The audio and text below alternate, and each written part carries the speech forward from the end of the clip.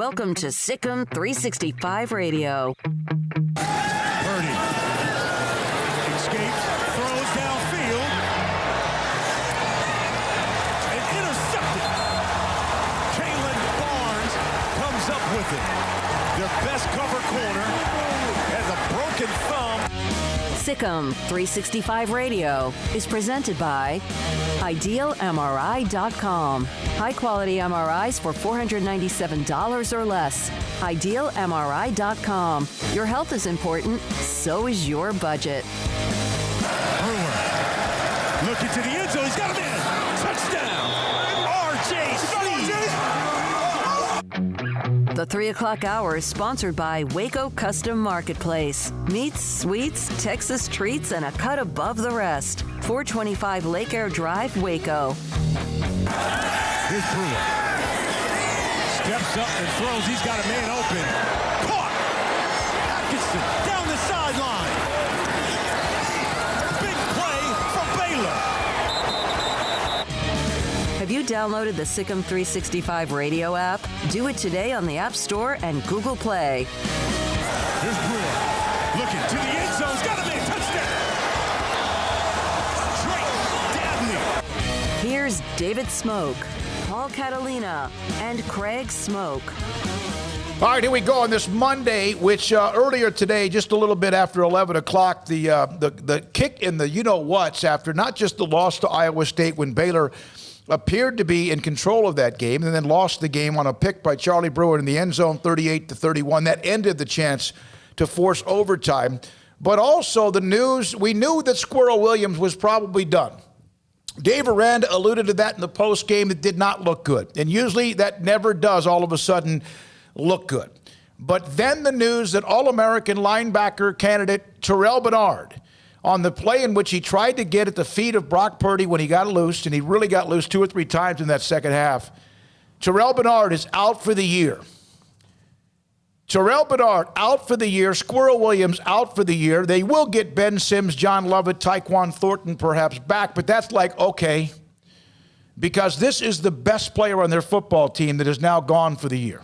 And the player on offense who finally gave them some life. Yes, gave him a little bit of a kickstart, and it was interesting. He got the start, and it was working. And then when he went down, they showed the replay. You could see his knee wobble. He's had that before, but it was the opposite knee. And Craig Smoke, Squirrel Williams gave him a lift, and now even that news is another one that's a kick in the you-know-what. Yeah, no, it's a terrible news for both players, and I feel awful for both of those guys. It is, a tough year, no doubt about it. It just got tougher, and there are, 4 games remaining that you've got an opportunity to build and grow and move forward into the offseason. I saw some bright spots on Saturday night. It was definitely not as bad as what we'd seen in the previous contest. I felt like that was the best game they'd played all year as a team. Unfortunately, there were just still far too many mistakes, too many things, little things here and there that cost them in the end. But, just on the injuries, because I know we'll talk about the game and whatnot. I mean, if you were to give me a list of guys on that team and say, pick 2 guys that are safe from injury for the rest of the year, those might have been the 2 guys I picked. Just because of how important Terrell Bernard is and because of how hard of a worker he is and what a leader he is. I love watching him play football, and it's a brutal blow. And then Squirrel Williams, with all that he's dealt with, battled back from to get the starting job because, basically Ebner's a receiver at this point. He's not really your bell cow. And John Lovett's out, so here's Squirrel Williams' big opportunity, and he took advantage of it, and I think they win that game if he stays in the game. I really do, because of what the offense looked like with him versus without him. But now I just hope that young man can play football health-free for, the remainder of his career. A couple of tweets that I want to get to, and they're not the ones maybe you think I was at the beginning. This is from Sam Tecklenburg on Saturday night, 9:41. Tough times don't last. Tough people do. Riding with my Bears no matter what. And then earlier today, former Ohio State star and Vikings running back Robert Smith. By the way, at BU football fans, Dave Aranda has the same Dungy vibe. We've heard that before. In fact, even Aranda's discussed that. Be patient, he will deliver. And so Robert Smith with that. And that's not going to be something that some of you want to hear, or you probably all stop. which is a question that I asked Dave Aranda today in my one-on-one with him about, remember in the first year with Matt Rule when he used to say, trust the process. He wants to build guys who can play in the NFL. And over again, he was ridiculed for that. And at the time, you're 1-11, you're not very good. And in the end, it did work out. And, of course, he left and went to Carolina, gave Kansas City one hell of a game yesterday. Paul, does that mean anything to you, or is that just, people just having their back? Well, Robert Smith saying he has a Dungy vibe, and Robert Smith knows Tony Dungy, and I believe played for him at least when he was a coordinator. So, that to me, if somebody walked up right now and said, Paul, you've got a real Dan Patrick vibe going on, I'd be like, hey, thank you. Yeah. Say it for everyone to hear. That's what I want to. That's what I want to hear. So yeah, I like that, and I think people are gonna have to. Again, whatever team you're a fan, like if you're a fan of Alabama, you have to adjust your expectations for the season because you don't know what the COVID monster could jump up and do to your team. Speaking of which, we'll have some of that on the SEC this week, but go ahead. Yeah, so you don't know, just to, readjust your expectations. This is not a normal year, but if you really watch what the coaches are doing and you really listen to Dave Aranda, if you don't think that this guy's football mind can come up with a plan for anything eventually, then you're not paying attention because he'll get there. I mean, he will absolutely get there. It's just right now, every time they step in the batter's box, they're getting 108-mile-an-hour fastballs to hit. We're going to hear a couple of things from him from my one-on-one that we'll have today at 4:00. But here's the first one. This is Dave Aranda. When I asked him earlier, again, 1-4 now. This season's gone. It doesn't mean they won't play the last 4 games, but they're no longer, not even a pipe dream. They're 1-4. They've lost, 4 in a row. No matter how many of those games they could have won, they're 1-4. Your record is who you are, as Bill Parcells has always said. And the injuries, the news about Squirrel and Terrell Bernard, and here's Dave Aranda. This has been a sledgehammer of one thing after another. How is everybody holding up?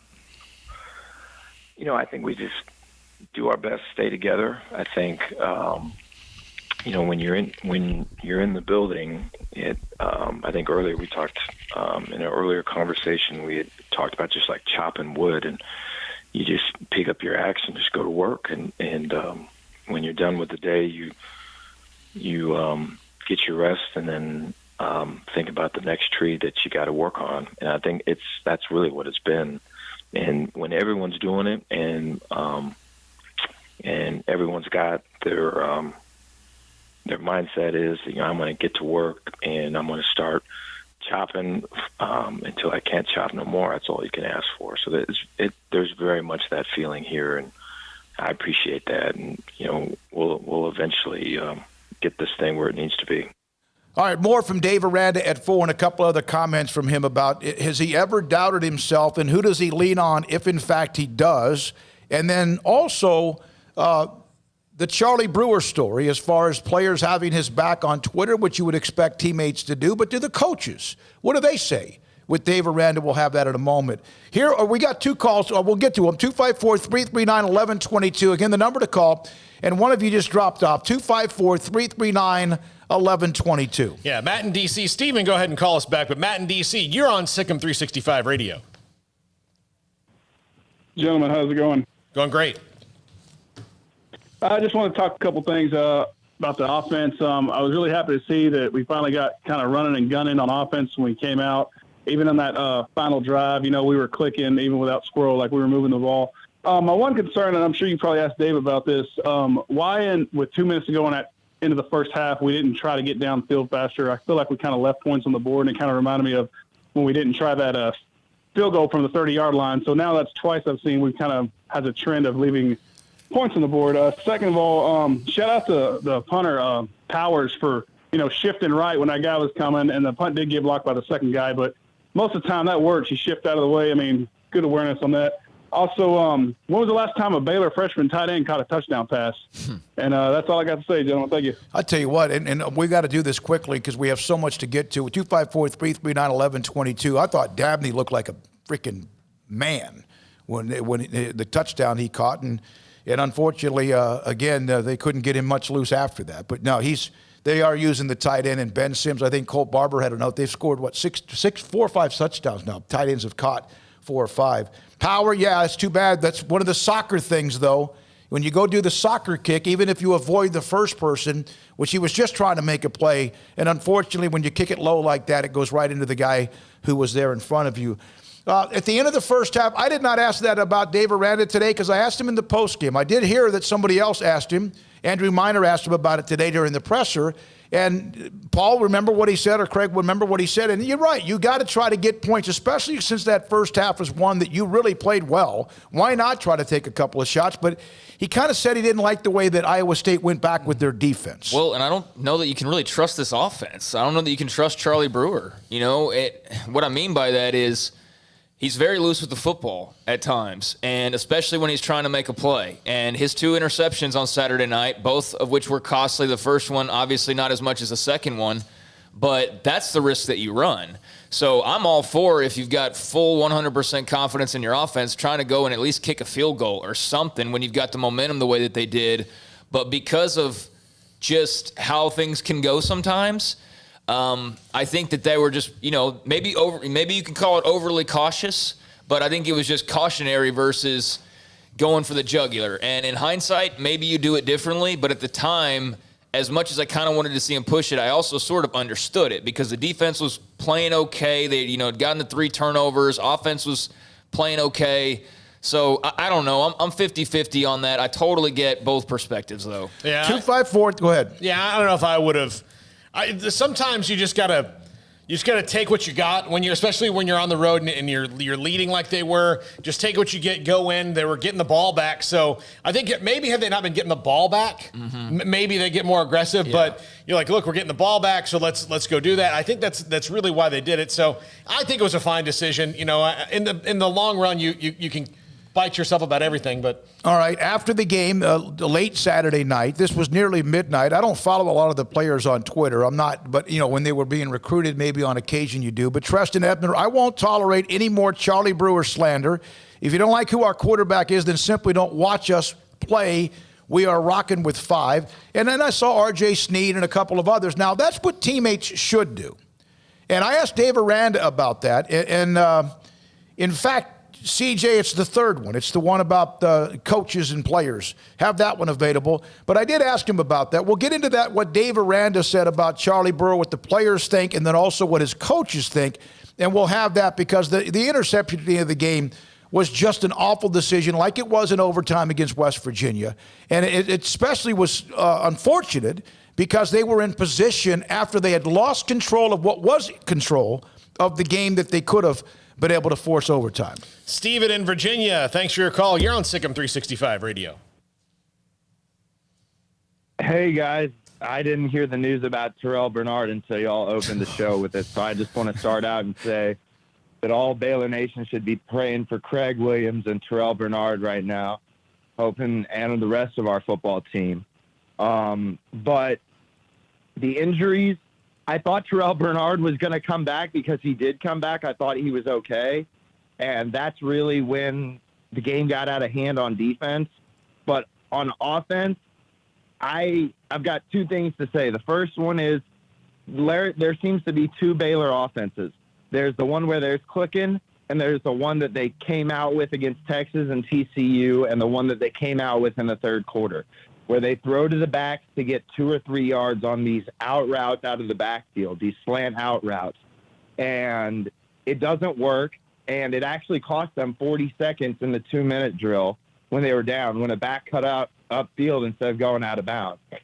And that's on Larry Fedora. And if he wants to go to Southern Miss next year and be their head coach, he can go do it. I'm fine with it at this point.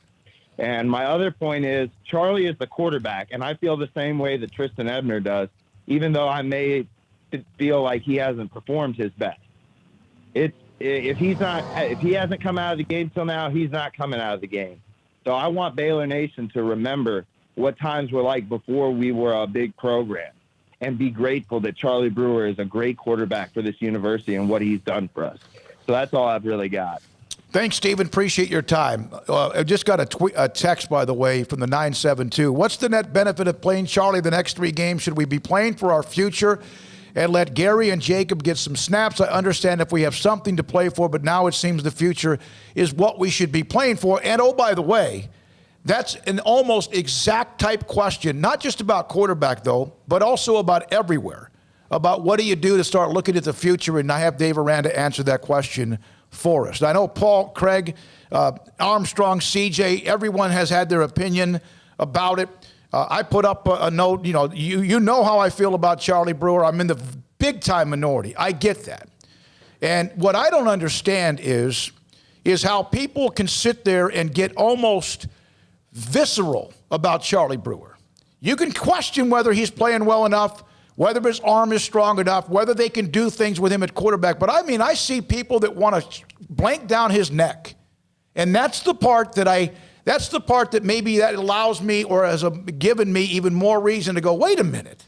Well, this guy's given you a lot, and I understand that and by the way, this is me doing my due diligence. Remember we asked Aranda last week about Gary Bohannon and also about Zeno. I'm just telling you from what I'm getting is the concern is that even if Charlie cannot produce at a level that you expect him to or the level he used to, that the concern is it would be even worse if you went to the second and third level. And that doesn't mean you don't give him a chance, though. And perhaps the names you hear with Bohannon and Zeno, who are next in line, although we hear Zeno, is don't forget about the true freshman and Blake Shapen about the future of this program as well. Well, look, here's my tact, and we've got T-Rex on the line next, but I don't care who the quarterback is. I have to trust, because we're not out there, I have to trust in the coaching staff that they're making the best decision for the team, and the best decision right now appears to be Charlie Brewer. Now, I'm sure they probably feel the same things of doubt that everybody else does, but they're the ones who have to make the decision, not us. And again, their currency is wins and losses and points. That's all that is. And if through all of their work, and it's not just like they're flipping a dadgum coin, if through all their work, it's Charlie Brewer, then everybody's got to live with that. I mean, and should make you think about what's going on with the other guys. A lot of text to get to, Craig. Yeah, I mean, for one, the viciousness and all that is just a product of a lot of anonymity and things of that nature with social media. It's very easy to say those things when there's no accountability for it. So I take that, for what it's worth and don't really put too much weight on anything that, people say in that way. But on Charlie Brewer, I think that, there are a lot of fans that for some reason seem to think the other guys might be better, especially Jacob Zeno, because of like 3 passes he threw versus Oklahoma. There's no other evidence outside of that, but it's more about Charlie's shortcomings than it is about the others. And I think that's where you see a lot of the anger and things like that, is that, it's not even so much necessarily about those other guys. It's just about Charlie himself. And I will say on Saturday night, I thought he played okay. I thought he was all right. I don't like a lot of the plays where he's running the football, although he did finally have a run at the end of the game. But like that's almost been completely negated. Like his running ability is not the same that it was. He doesn't have great balance. He doesn't have a lot of great speed. He had the one good run, but that came like in the third or fourth quarter. That was usually something he would peel out 3 to 4 times in a game at the moments when you needed him to. But now it goes for like nothing, hardly ever. And so that element's been taken away. We know the arm strength issues. That's very clear. He overthrew guys on Saturday night. He underthrew guys on Saturday night. He threw 2 really bad picks. And so for all the good that he has that accompanies him, and I think there's more of it than there is negatives, people see that and it's frustrating. As a fan, it's frustrating because here's another game where if your offense and your quarterback play a little bit better, just a little bit better, you probably win. So what happened to the first couple of drives or so I know the picks, 3 interceptions. I know one was a pick 6. I know a couple of them set up short. What happened, what they did in the opening possession compared? Hey, I remember when did I watch the right game? Remember when Penny Tegive got his first carry against? Yeah. And they asked Art Browse about it in the post game, and he said, "Did he go that way?" And that was the answer. They went that way. That's what they did. They went that way. They went vertical. They didn't go out here. When they went that way, when they went straight ahead, then and I'm not talking about trying to run the ball straight ahead. When their passing game and their running game went between the hash marks, they won. They won those matchups the other night. They are not winning on the outside right now. Whatever it is, it's their speed, it's their blocking, it's whatever. Or you can't get it there. They're not winning on the outside. At the same time, Iowa State, and I asked Dave Aranda this, which we'll have it for, about making in-game adjustments. Is it more difficult on either side of the ball? That's something Iowa State adjusts, and you have to be able to know that they're going to adjust, and then you have to adjust as well. All I know is the throws to the sidelines have gone for nothing all year long. They didn't go for anything when Matt Rule was head coach, and I know that was a play that used to frustrate the heck out of fans as well. It was like, what is Jeff Nixon doing throwing? That play has never worked. I don't think it's ever going to work. And if you do finally get a guy who breaks free, but they don't really have that kind of a guy, honestly, who can make the catch on the sideline, have to beat a man one-on-one in front of him with a move and get down the sideline, they don't have that guy. They just simply don't, because it's a tackle for a loss of 2 or a loss of 1. And sometimes it's the other receiver near him who's not making the block that is supposed to make a block as well. Sure, and so it's a team thing, but regardless of who's at fault, it doesn't work. Like, it has not worked. And every time you see it, it's just a groan, because it's like, well, there's a wasted down for an offense that can't afford wasted downs. Remember, Paul, quickly, because you did the post-game show with Baylor, or you did the Art Briles show back. Remember when they were throwing that, they threw the bubble screen? And a guy called in. He goes, I don't know about you, but I'll never. You know, what did he say? Art Briles didn't say it. He goes, if I ever see a bubble screen again, it'll be too soon. That comment actually ended the Art Briles show. 254-339-1122. A lot to get to. Let's go back to the calls. All right, T-Rex, I'm sorry that we made you hold for so long in your one phone call in prison.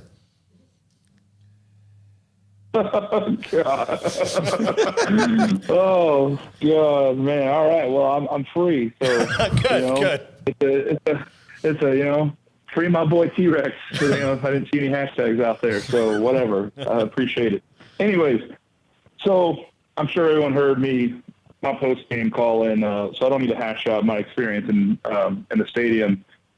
Just know I'll be back in 2 years. So if those idiots want to show back up, because they're still not going to be about it, they'll just talk about it. I'll be there if they want to show up, man. We'll take care of that. Anyways, couple things. I'll try to be quick. First, I don't know, because I haven't gone back and watched the game on TV. So, and I don't know if they showed this at the very beginning of the broadcast or not, but, we talked about we wanted a fast start. We wanted energy, and I've talked about, I want somebody to go out there and hit somebody and have some swagger. So when I was across the field, so I was in the opposite end zone from where the team started running out. So they ran to the end zone where I was at, did their prayer. When they were about to hit the field, so, those dudes look like 2014, 2015 Baylor I'm surprised that they didn't just run out of the field whenever the hell they wanted to. Those dudes were moving around. They were jumping around. You could tell that they were ready to play some football. And it clearly showed on the field, obviously, in the first half. So whatever was said in that locker room, whoever said whatever they said, or whoever grabbed another player and headbutted them, or, whatever the case was when they were in that locker room before they came out to start the game, do that again, and do it at halftime, because clearly you didn't, and third quarter looked like crap. So whatever that was, somebody figured out how to have some energy. We need that every game going forward. You do that, we're going to win some games. Second off, to anybody who's talking about we need to play the future, we need to worry about the future, whether or not Charlie's coming back or this or that, we need to put we need to get reps in because the season's a loss. We're playing for 8th place right now. And the reason I say that is Big 12 has 8 bowl tie-ins per what I've seen, what I've discussed with some other people. Let's go play in the old Cotton Bowl. I forgot what the name of it is. I think it's like the SRERV Bowl or something. I don't care if it's a toilet bowl. Let's just not be last. All right, let's be that Kansas. Let's become bowl eligible. I know there's the whole COVID thing. Everyone's bowl eligible, but I feel like that was before the Pac-12 and the Big Ten showed up. So who knows how the bowl situation is going to play out. Who cares what your record is? Let's just do what we got to do to get a bowl tie-in, whether that means we can only win 4 games. I don't know. Let's just play the hand, play the cards that are dealt to us. Let's make it happen. Screw the future. We're playing for right now. That's all that matters. Tomorrow is all that matters. When they're in practice right now, that's all that matters. When you're watching film, right then and there, that's all that matters. So let's worry about right now. We can worry about the future when we get to the future, all right? That's what I got to say about that. Lastly, I'm going to be in Lubbock. I hope to God that we win that game. But, hey, I was in Ames. I saw everything I wanted to see. That team made me happy. Third quarter obviously sucked. It hurt to watch the third quarter. But, hey, we showed back up. We cleaned things up. We adjusted. That team gave me hope. that team went out there and laid it out on the line for, in my opinion, really the true first time all season. I don't feel like they've laid it all out on the line, even against, their comebacks or West Virginia game, anything like that. I feel like that team showed up. They had a hiccup. They adjusted. They did everything they could. You give me a 7-point loss in the number 17 team on the road in, granted 25% capacity, but that place is still popping off like it normally does in Ames. I can't ask for anything more. So I'm happy. No matter what got yelled at me in the game, I'm still in a good mood. It's Monday afternoon. We're enjoying life. It's a beautiful sunny day where I'm at.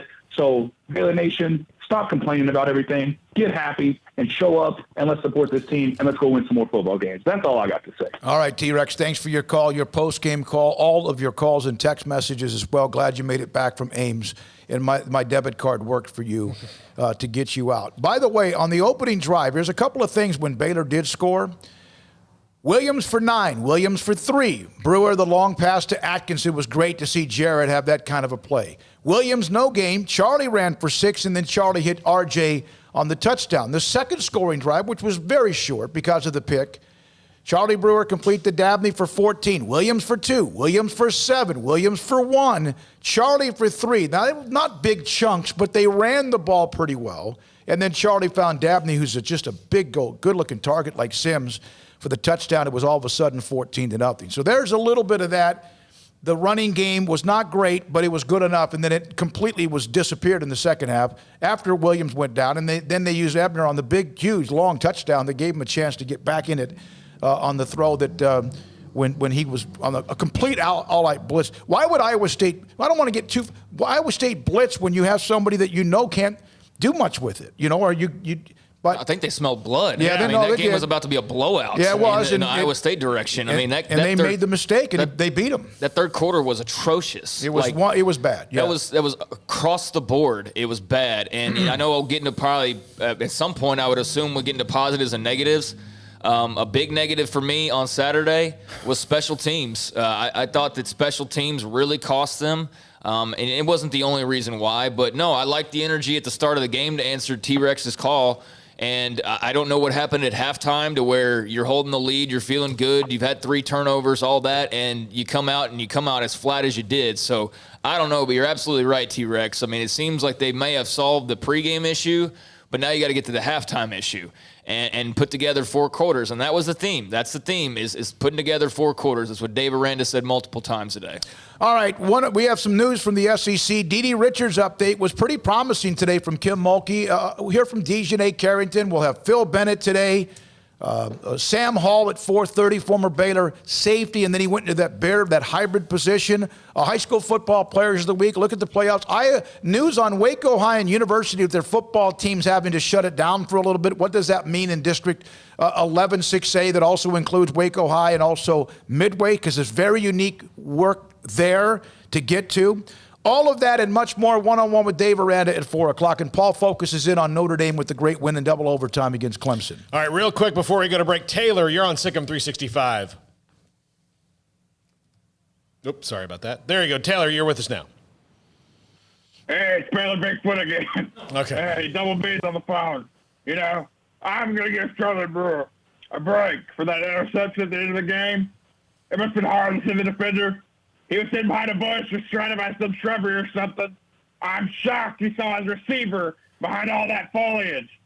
Oh, but the other 4 defenders, they were like deer on the range, wide open, easily seen. Aranda said that Brewer did not see the linebacker drop into coverage. Well, he must be blind in the bat.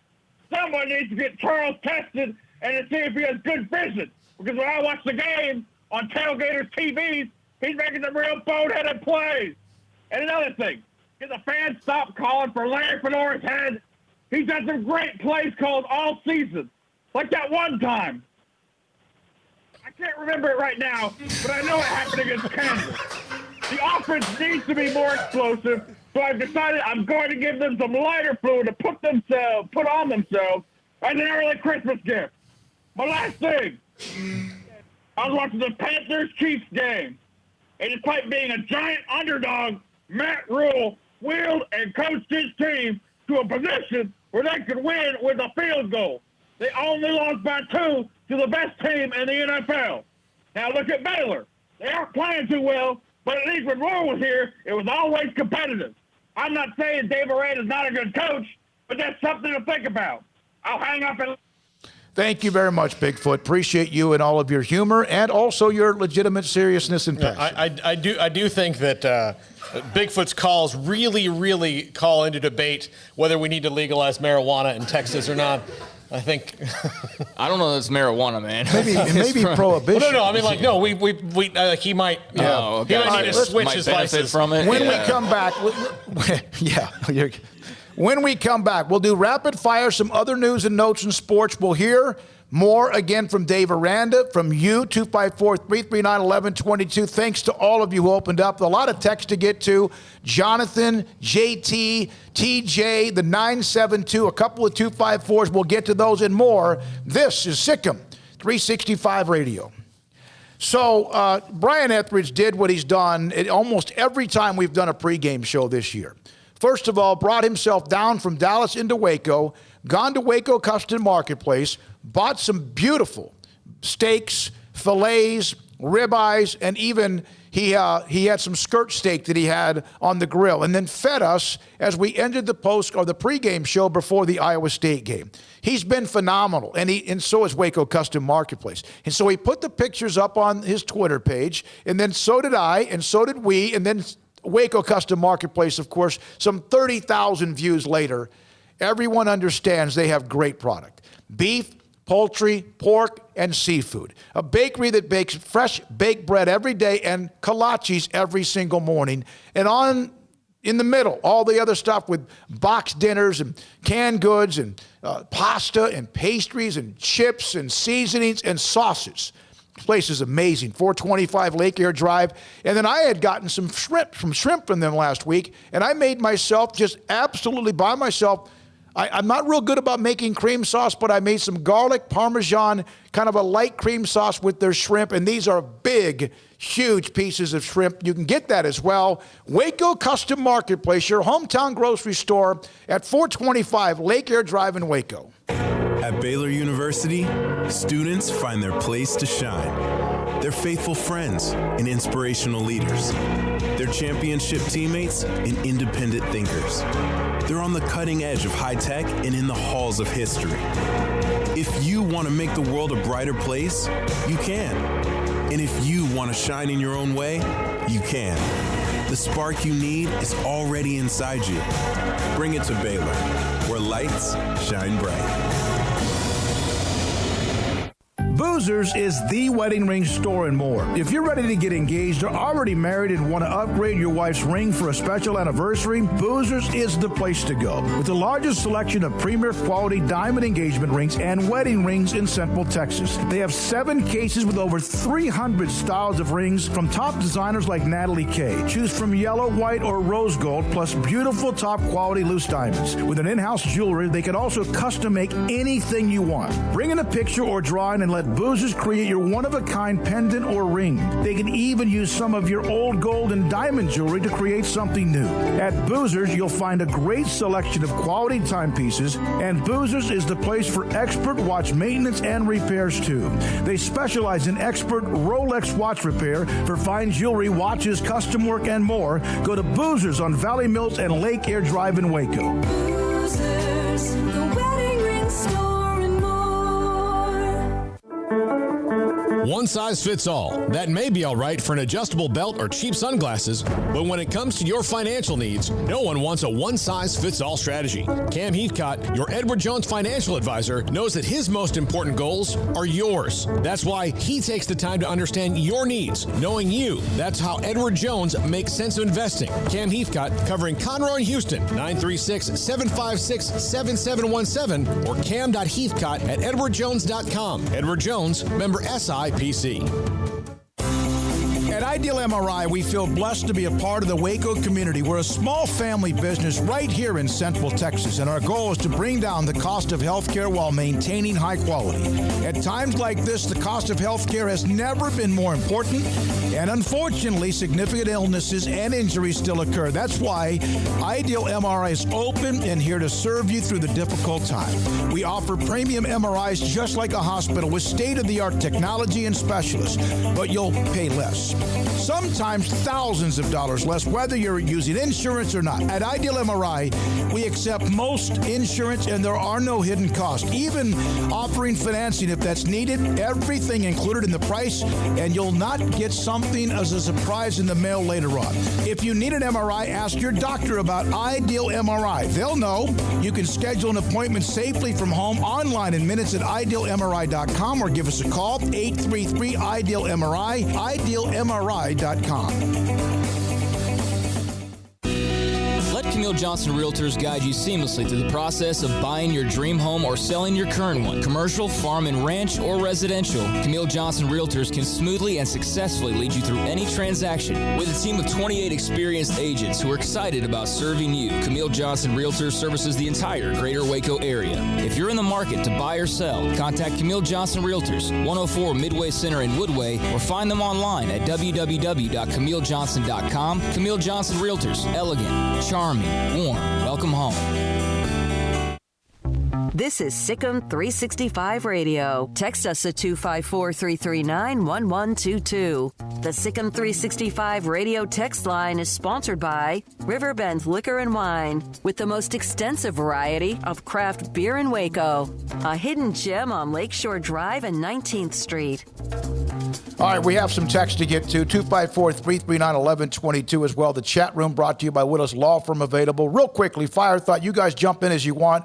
LSU and Alabama, that game's in jeopardy. LSU's got an outbreak. A&M is shutting down their activities. Outbreak at Mississippi State. Auburn canceled. Arkansas head coach Sam Pittman has COVID, and even Tom Izzo, I saw a note, Michigan State head coach, he's tested positive for COVID as well. And Notre Dame mandating COVID testing after the football celebration when they stormed the field after the win against Clemson in overtime, overtime. That was funny to see because there were a lot of hypocritical tweets from, who guessed it, but the media. I hate our media. I really do. I know I'm a member of it technically. I don't really consider myself a member of it. But I think, especially when it comes to national news and politics, our media is a disgrace. They are biased. They don't even try to hide it. And I just think that's really unfortunate because that's not their job. And yet everybody in political media nowadays seems to have picked a side already and has no problem whatsoever picking their side. So I said all that because there was some guy whose name I don't even care to remember, who was pointing out how lovely the celebration for Joe Biden was, and everybody gathered and celebrating.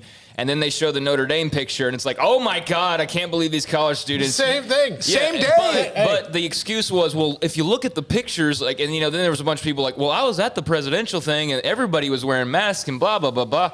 Were they at Notre Dame? They can't get the stadium without one. I know. Yeah. I'm just saying it's so hypocritical, and it's all of a sudden like if my political party's doing it, then it's okay. But if anybody else does it, and that's where people have a big issue with these lockdowns and things. It's like it's for me, but not for you. And that was a prime example on Saturday of kind of talking out of both sides of your mouth from the media.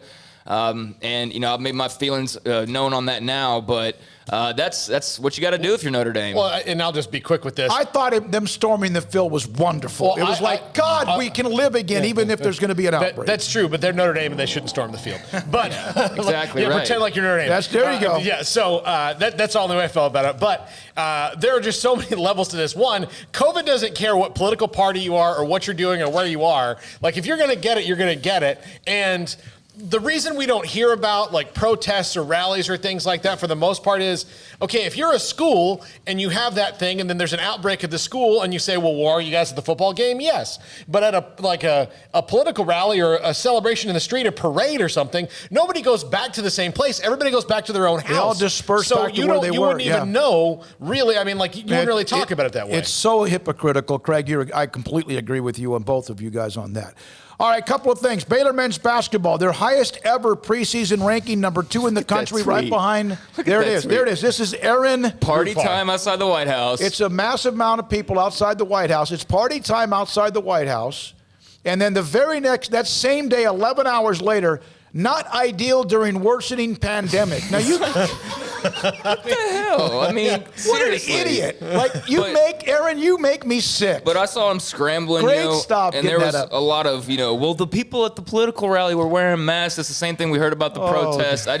It's so political and it's so blatantly clear what angle they're coming from. It's ridiculous. Okay, Baylor men's basketball, highest ranking ever, right behind Gonzaga. Their first 5 games this year: number 14, Arizona State; number 2, Villanova; number 30, Seton Hall; number 8, Illinois; number 3, Gonzaga. Also, you get 5 top 25 wins and be 5-0. It's going to be hard to do, but that'd be incredible. It's going to be tough to get through that. We'll hear from Kim Mulkey and Dejanay Carrington today around 5:20 or so after Phil Bennett about the update on Dede Richards. But I'll quote you on this one. Today, Kim Mulkey was in her office. Dede was in there working on a project for her master's degree, and Kim basically said, I was annoying her. But good news, she is no longer using the walker to help her walk around, and she's seeing improvement every day. She seemed to be very excited. This is less than a week after she put up kind of a sad tweet, when she was like, man, I feel down, I feel bad. And everyone came to her, like, hey, even her mother, hey, it's going to be okay. There's that as well on Dede Richards. Now, University High canceled this week's game against Timberview, and there's a chance they might have to be out for a couple of weeks. Mart's game with Cumbie in the playoffs. Cumbie shut their team down. Mart advances to the second round. Got a feeling there might be a few games in those smaller brackets where you see what might not be a good week, not a good matchup, and the possibility we'll see more of that. And one quick note on the Cowboys. Tyler Biadasz out 2 or 3 weeks. This is where they are, and they played their guts out yesterday, but it wasn't enough. 2 or 3 weeks with a hamstring injury, suffered during pregame warmups between the national anthem and the game. Joe Looney, who's a veteran, he'll play center for them going forward. Yeah, that's a couple of other notes. They can't really catch a break. And look, Garrett Gilbert played about as good as Garrett Gilbert's ever going to play yesterday. I thought they had the game. I did. And there was decisions that I know are questioned anytime a coach goes for it or not on fourth down. And if he does, you love it. If he misses it, man, they should have kicked the field goal. I thought at the time they could have gone for the dagger on 4th and 1. They kicked the field goal to give themselves the 9-point lead. Was that what it was? Or was that an 8-point lead? Pittsburgh comes back and eventually wins the game, and Roethlisberger throwing on one leg was pretty impressive. 254-339-1122. Okay, guys, rapid fire. TJ, a lot of good came out of that game. Squirrel is good. Defense, to me, looked like they were starting to get there. Fantasy catch by RJ. Started out well. The bad was we need all 4 quarters. Injuries, special teams, and turnovers hurt us. And guaranteed someone was watching them storm the field and just lost their mind when it comes to the media. Those kids were having joy. We're not allowed to have that anymore, and I understand the safety measures. From the 972, either one of you, thanks, appreciate the response. I love Charlie. Everything he's done, just wondered if the goal is now changed, with there not being much to gain for the rest of the season. Thanks for asking Aranda. You'll hear what Dave Aranda when I asked him about looking forward to the future at any position. All right? Let's see here. JT, playing Bohannon or Zeno might not even be might be detrimental to their development with the offensive line looking the way it is, like Swiss cheese. That's a great point. That's a fantastic point. And sometimes you leave the veteran out there in these situations because you know that he can take it. You know that Charlie can bounce back. You don't want to, hurt a young quarterback's mental game before you have. From Jonathan, isn't there a good chance Charlie Brewer is back next year? Yeah, there is. There is that opportunity. And I know for some of you, you're like, oh my God, we don't know. We don't know what next week's going to bring against Texas Tech and Lubbock. We don't know. Don't know what Charlie's thinking. Heck, after what's going on, Charlie might go, I want to go play somewhere else. And I know some people might celebrate that, and I think that sucks. But, there's some that you're just mad. You're upset. You're frustrated. I get it. I just don't like it when it gets to be where you start to question the kid. And, just more than just saying he can't throw it, he can't move the offense. There gets to be a little bit personal. And I've allowed myself to get into a little bit of that with some people the other day. Here's one of the things about, what about 2 years ago when he lost the game on a pick in the end zone against Texas? And I know that he was just throwing up a moment. We were in the end zone watching the game in Austin. They almost beat a top 10 team, and Baylor had no right being in that game after Texas had just beaten Kyler Murray in Oklahoma the week before. Yeah, but my mind went to the Oklahoma game, going to the well twice in a row and throwing. I mean, for as many comeback drives, and look, I'm not anti-Charlie Brewer, but I'm also not going to blindly defend him, and I'm not saying that anybody else is either. But for every game you can count on, you can count where you go, hey, Charlie Brewer led a 4th quarter drive. You can also now kind of start almost adding the same amount of times that he's thrown you out of a game. I mean, we just gave 3 examples right there. West Virginia this year, obviously the game on Saturday. Yeah. And Oklahoma last year when the game was on the line. Yep. I mean, there's 4 right there, and I'm sure there's more than that. And I don't mean that to spin it and put it all on him, but if you want to use the game in Austin when he was throwing the ball in the end zone, when they were the huge underdog, he was one of the reasons they were still in that game. I understand. But he did throw the pass. It was not picked. It was not picked against Texas 2018. It was a pass that Jalen Hurd couldn't come down with. Right, but I'm just saying that for every example, there's another example that you can go against it. So it's like, yeah, you can make the case that in the fourth quarter, he's the guy that makes it happen and does those things. But he can bring it to an end as well. Since the OU game and that throw at the interception, almost pick, and then the pick on the sideline, there have been more of that. In fact, when that happened, we were all expecting Charlie, I think, to bring him back to at least kick a field goal. And you're right. There's been more of that than there has been the opposite since that time. All right, when we come back, you're going to hear from March Kevin Hoffman. Their game has been canceled for the playoffs, so they move into the second round. Crawford's 9-1. When they couldn't play last week against Valley Mills, who they would have beaten by whatever they wanted to, that's a loss, and kind of how that stings a little bit, but also how that keeps them alive to continue forward because they did shut down the program for a week, among much more, including my conversation with Dave Aranda, Phil Bennett, Sam Hall, Players of the Week, and much more. Hear from Kim on Dee Richards and Dejanay Carrington on the culture of Baylor women's basketball. This is Sic'Em365 Radio.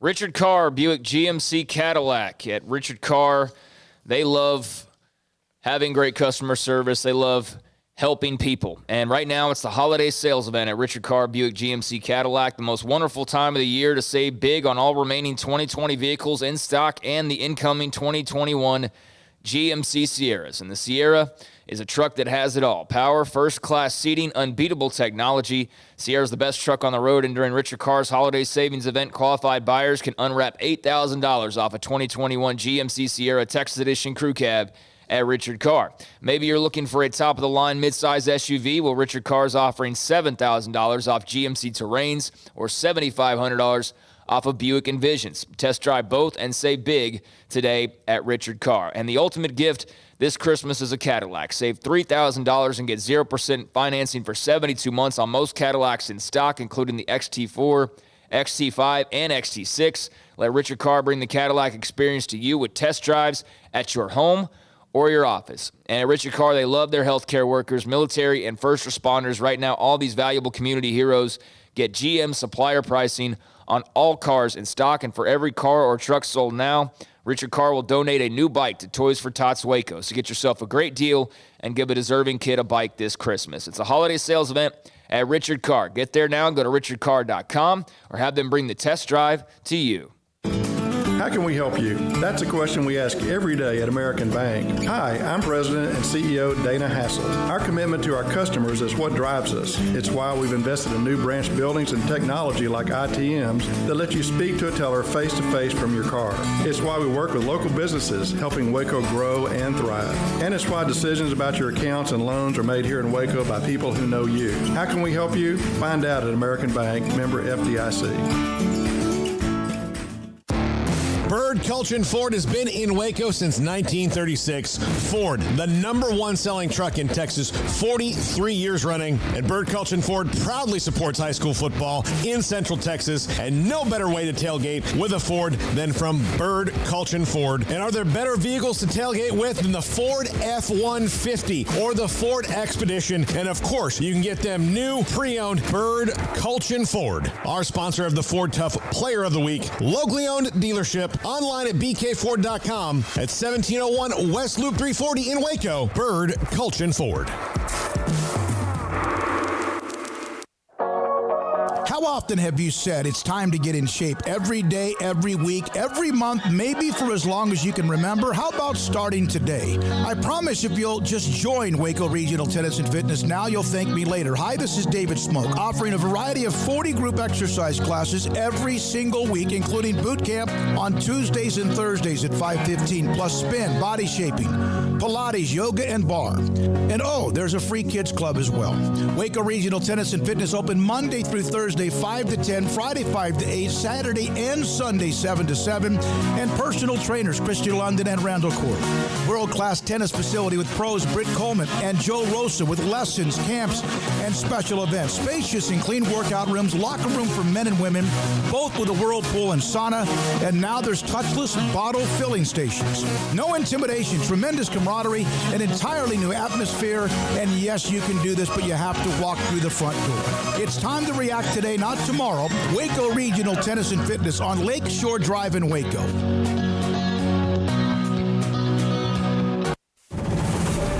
MP Electric has developed a quality-oriented electrical contracting service in more than 20 years in the industry. Led by President Mark Perry, our electricians go through a 5-year apprenticeship program, are licensed by the state of Texas, and getting continuous education annually upon renewal. In great part, the success of MP Electric lies with its management and professional expertise of its employees. All of our employees share a dedication to quality and commitment to serving the needs of our customers. For new construction and remodels, parking lot, lighting and surge protection, landscape lights, security lights, troubleshooting, and repairs. For industrial manufacturing, food and beverage, paper and publishing, heavy industry, cement and rock crushing plants, water distribution plants, and utilities. For 20 years, MP Electric has serviced industrial, commercial, and residential products. We do service right. MP Electric Inc. at 1890 Galaxy Road, Waco. MPElectricUSA.com. Texas Farm Bureau Insurance in McLennan County takes pride in backing Central Texas football. Our agents would like to help with your insurance needs. Call 254-772-8090 for an agent near you.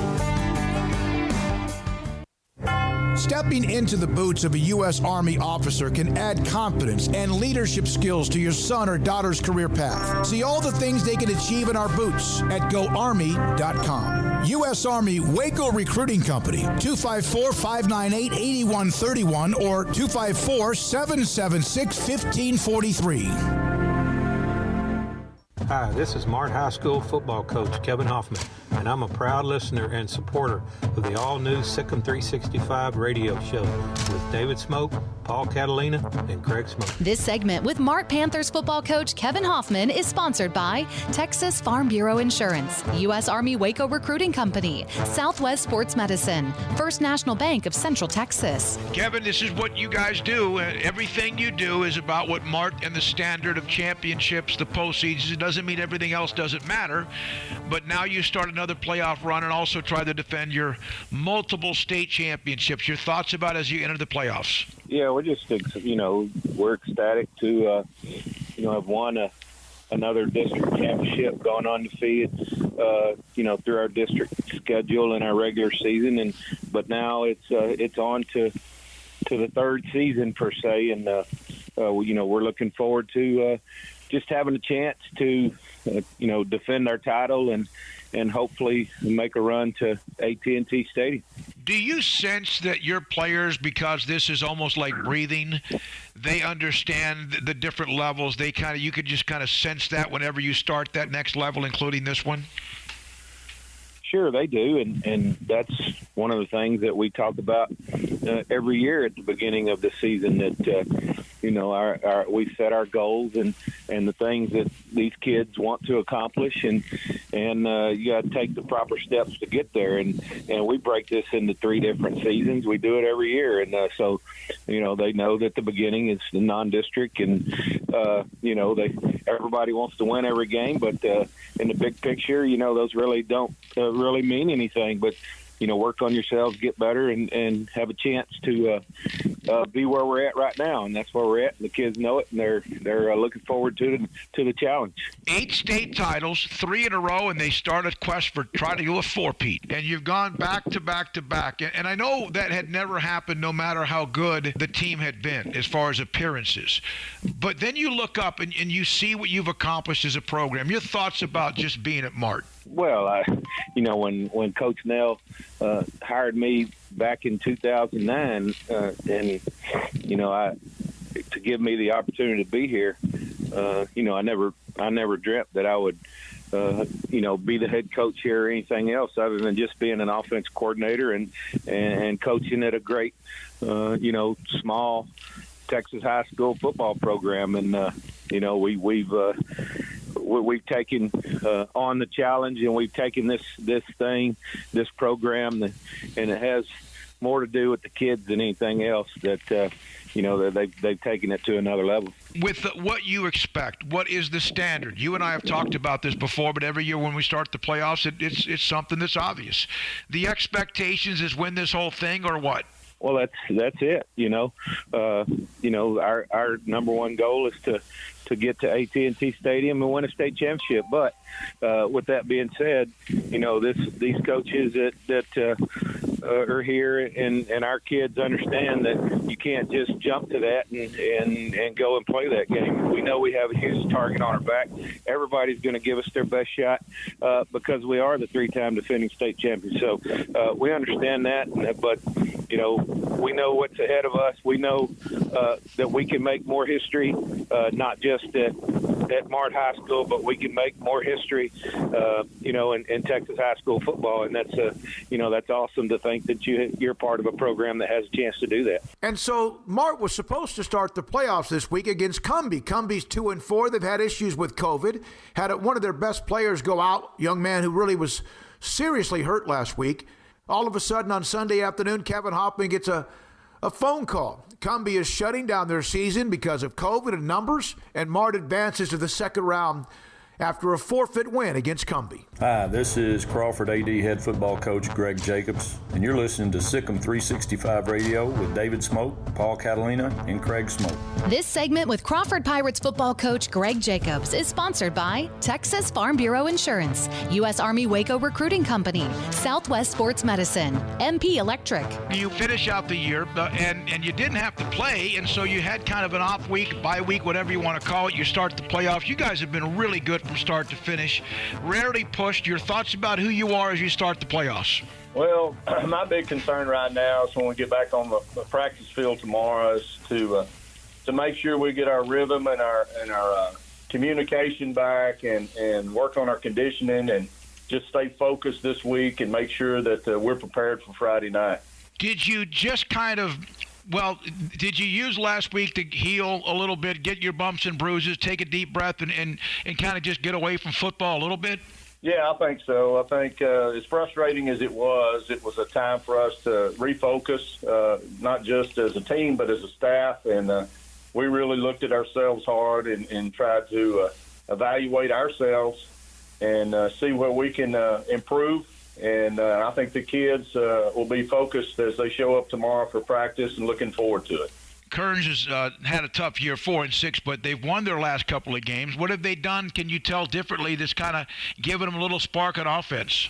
Well, I think that's just the case. They've got some really good athletes. They just have to rely more on them, and I think they have in the last couple of weeks.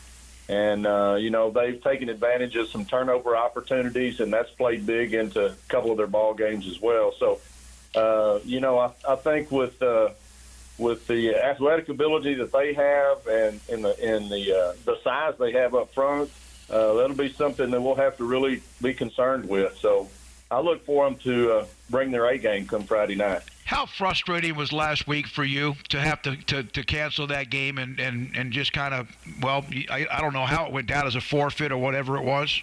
It was extremely frustrating. And when I talked to the kids the day we made that call, I explained to them, the purpose behind it, and I got their response. I think even though they were frustrated with the situation as well, I think they realized the final decision was probably the best for us, and we were focused more on getting down the road and getting into the playoff season and really focusing on that part. Yeah, and what you did says a lot. But if you had tried to move forward, who knows? I mean, you could be facing that this week, right?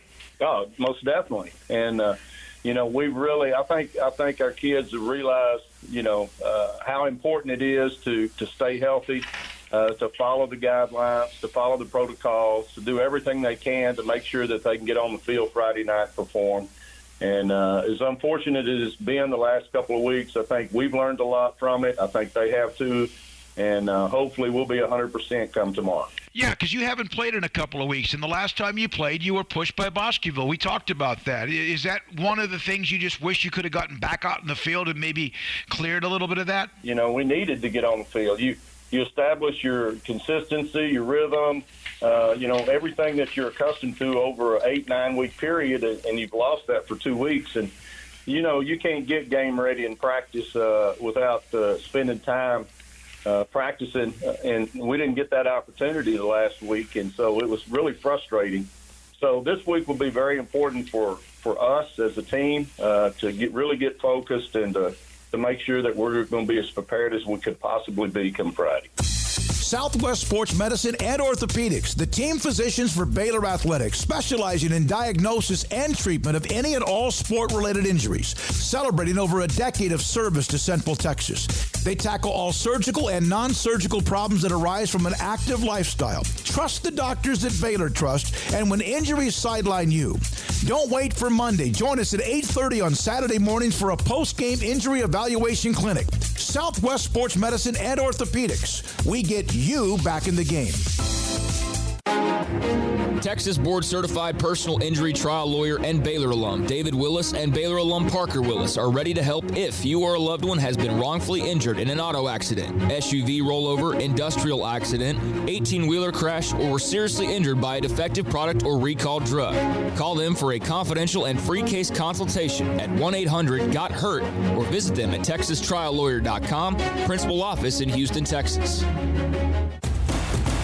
Hey, this is Bryce Petty, former starting quarterback and two-time Big 12 champion, and I know firsthand the importance of being in top shape both on and off the field. So listen up, men. If you're feeling beat down day in and day out and looking for that high-performance edge that separates the men from the boys, then look no further than the Petty Clinic Low T in Waco. Petty Clinic is a comprehensive men's healthcare clinic with an atmosphere catering to men. Board-certified Dr. Kent Petty has a special interest in offering the highest quality medical care to men of all ages. Some of the services offered include screening and treatment for low testosterone or thyroid, infertility, high blood pressure, diabetes, high cholesterol, sleep apnea, while offering comprehensive wellness exams and complete men's health lab panels. High performance men, remember, it's not just a Petty thing. This is Bryce Petty, encouraging you to reach out and Google search Petty Clinic Low T or go to pettycliniclowt.com and get your complimentary lab screening today.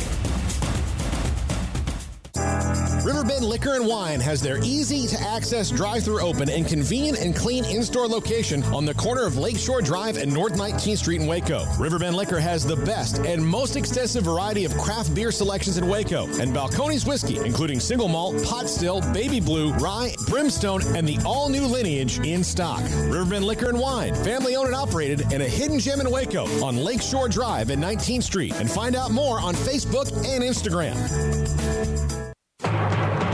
The Black is back. It's the Black Friday sales event at Allen Samuels. Get special holiday deals on the truck of your dreams, like a brand new Ram Lone Star Crew Cab with special factory discounts and financing, or grab hold of the Swiss Army knife of SUVs, Jeep Gladiator, and head for holiday adventure. The Black is back. The Black Friday sales event from Allen Samuels, your friend in the car business.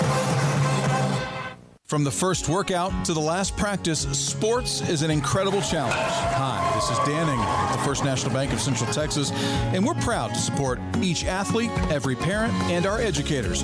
From families, small businesses, to the biggest industry, we're here to help. With remarkable products like instant issue debit cards free at all of our banking centers, we've got banking ideas that fuel big dreams. The First National Bank of Central Texas. Familiar faces making local decisions. Member FDIC, Equal Housing Lender. Welcome back to Sic'Em365 Radio. The 4 o'clock hour is sponsored by Boozer's Jewelers, the wedding ring store, specializing in custom jewelry and repair, all in-house. That one picked off, and it's a pick six by Jalen Petrie.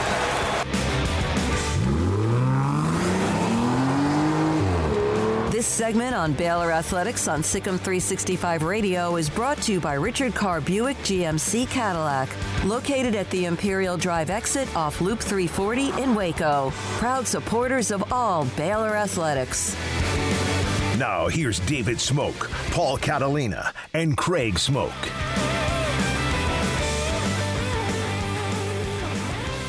football coach Dave Aranda with me on Sic'Em365 Radio, and you just announced the news about Terrell Squirrel. The hits just keep on coming. I've asked you this before. This has been a sledgehammer of one thing after another. How is everybody holding up? I think we just do our best to stay together. I think, when you're in the building, I think earlier we talked in an earlier conversation, we had talked about just like chopping wood, and you just pick up your axe and just go to work. And when you're done with the day, you get your rest and then think about the next tree that you got to work on. And I think that's really what it's been. And when everyone's doing it and everyone's got their mindset is, I'm going to get to work and I'm going to start chopping until I can't chop no more. That's all you can ask for. So there's very much that feeling here, and I appreciate that. And we'll eventually get this thing where it needs to be. Back when Matt Rule took over, he kept telling everybody to trust the process. And, of course, at a 1-11 season, everybody was like, shut up, or rolling their eyes or wondering. Is that something that you would tell the fan base right now? Just bear with us and we'll get through this? I think so. I think, there's been, we're trying to play 4 full quarters. So I think there's been improvements. I think you look at just some of the practice tape from 4 weeks ago to now, not much less the game tape, and there's a huge improvement. And so, we've just got to be able to get it towards it's 4 full quarters of us doing the right stuff. And, it's exciting when we're on the same page and we're executing, and the energy on the sidelines and the belief and everything, and we just have to sustain that and finish it. What does it say about Terrell Bernard that he went back in the game, considering he's about to have surgery, that he went back in the game and played through that? Yeah, it says a lot. When he was really upset last night when he heard the news, and so when I talked to him, I said, when I think of Baylor football, when I think of the heart and soul of this team and the character of this team, I think of you. And I mean that with everything I got. And so that's who he is. And we talked about his ability. It's difficult. I always feel the shoulder. That surgery is the most, I think, where it cuts you down the most. I feel like having had a bunch of shoulder surgeries,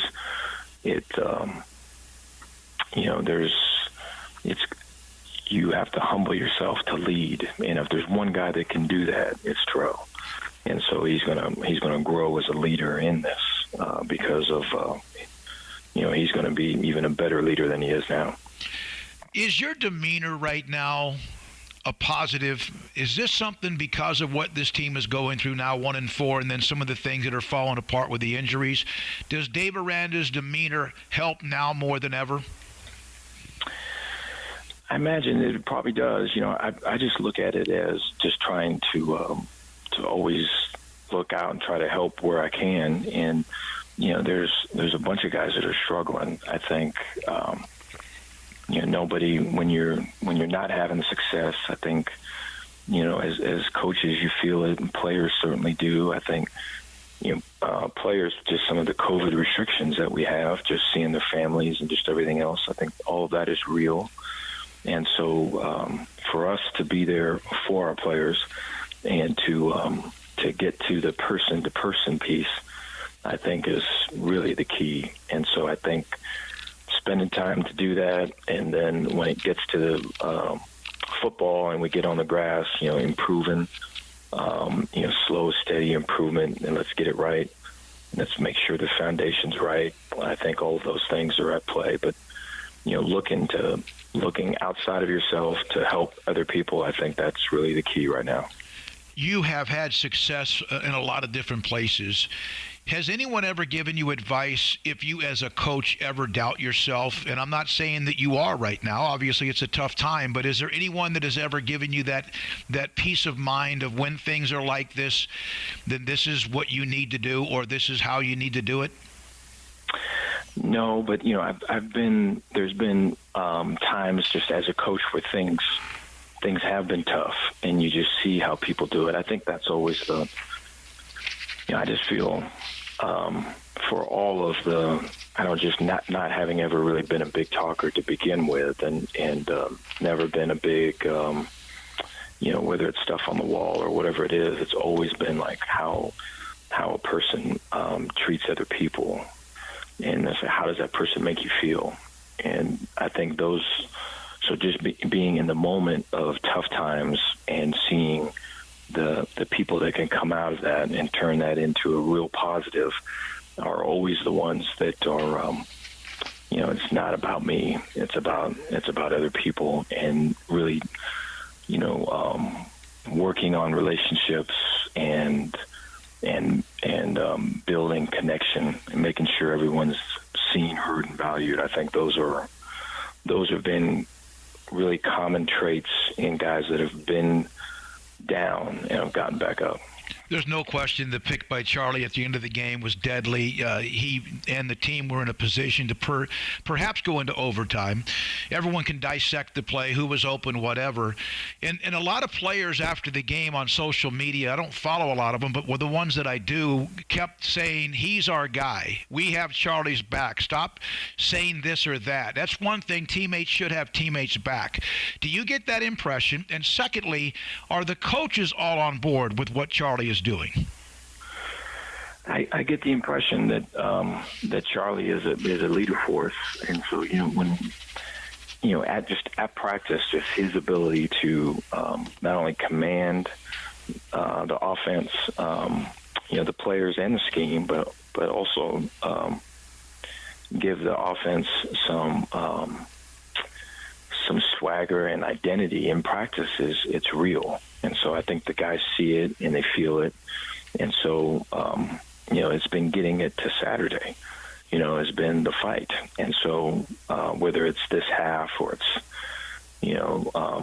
that half or these 3 quarters or this quarter. And so I think the consistency there is where we can certainly improve.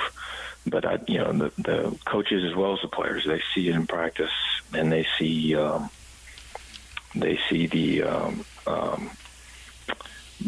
team follow them. And so I think the more that we can build it around Charlie, which we've been doing, the better we'll be. You have a 1-4 record, that's obvious, but is it tempting at all to start looking at the future? And I'm not focused on just the quarterback position, because I know what Charlie's done and also what, as you just said, but I'm talking about elsewhere, especially with the Mulligan year and the redshirt years. It's just like everyone gets to play a year for free. Is it tempting to just say, heck, let's start seeing what we have for the future, or do you owe it to the seniors to finish this thing out as strong as you can? Oh, I for sure think you owe it to everybody involved to finish it out strong. I think, our intention is to play our best game here coming up this Saturday, and to have a great energy and a great attack on both sides of the ball, improve special teams play. I think you want to be able to see continued improvement and a continued life poured into the team. And so if a team is better at the end of the season than what it started in the beginning, then I think it's a tell that things are getting through and that something's building. And I certainly wish that it was much faster and much more successful than what has been. But I think the ability to stay on task and keep chopping wood, I think that is the goal. How badly do you need a running back that can move the pile in a short yardage situation? That's an area we've got to improve, and I feel like it showed up on Saturday, and it's been evident in the weeks previous. I think just the physicality that's required there, I think overall is an area that for me needs much more improvement than where it's at right now.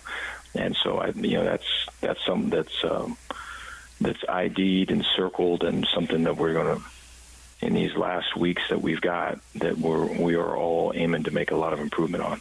A couple of things. David Randa with us, Sic'Em365 Radio. You knew Tom Herman in college. You had Matt Wells on staff with you with Coach Anderson, Gary Anderson. Your thoughts about facing Matt Wells? A lot of respect for Matt. Matt's when I first met Matt there at Utah State, I remember just his, he's humble. He is very smart. I think he is he's very passionate. He's a family guy. He is a player's coach, and he's someone that is he's trustworthy. He's loyal. He's someone that I think, just coaching wise, that will always have your back, and I think it's a real strong compliment. I feel he lives his life that way, and so his family were real close with my family at the there during that year, and he's been since I've been in this role. He and I have talked quite a bit. I know our families have talked quite a bit, and so I've got a lot of respect for Matt. Is there any chance that you did not have long enough cleats, no matter how many you bring to the game, based on the field conditions in Ames, Iowa?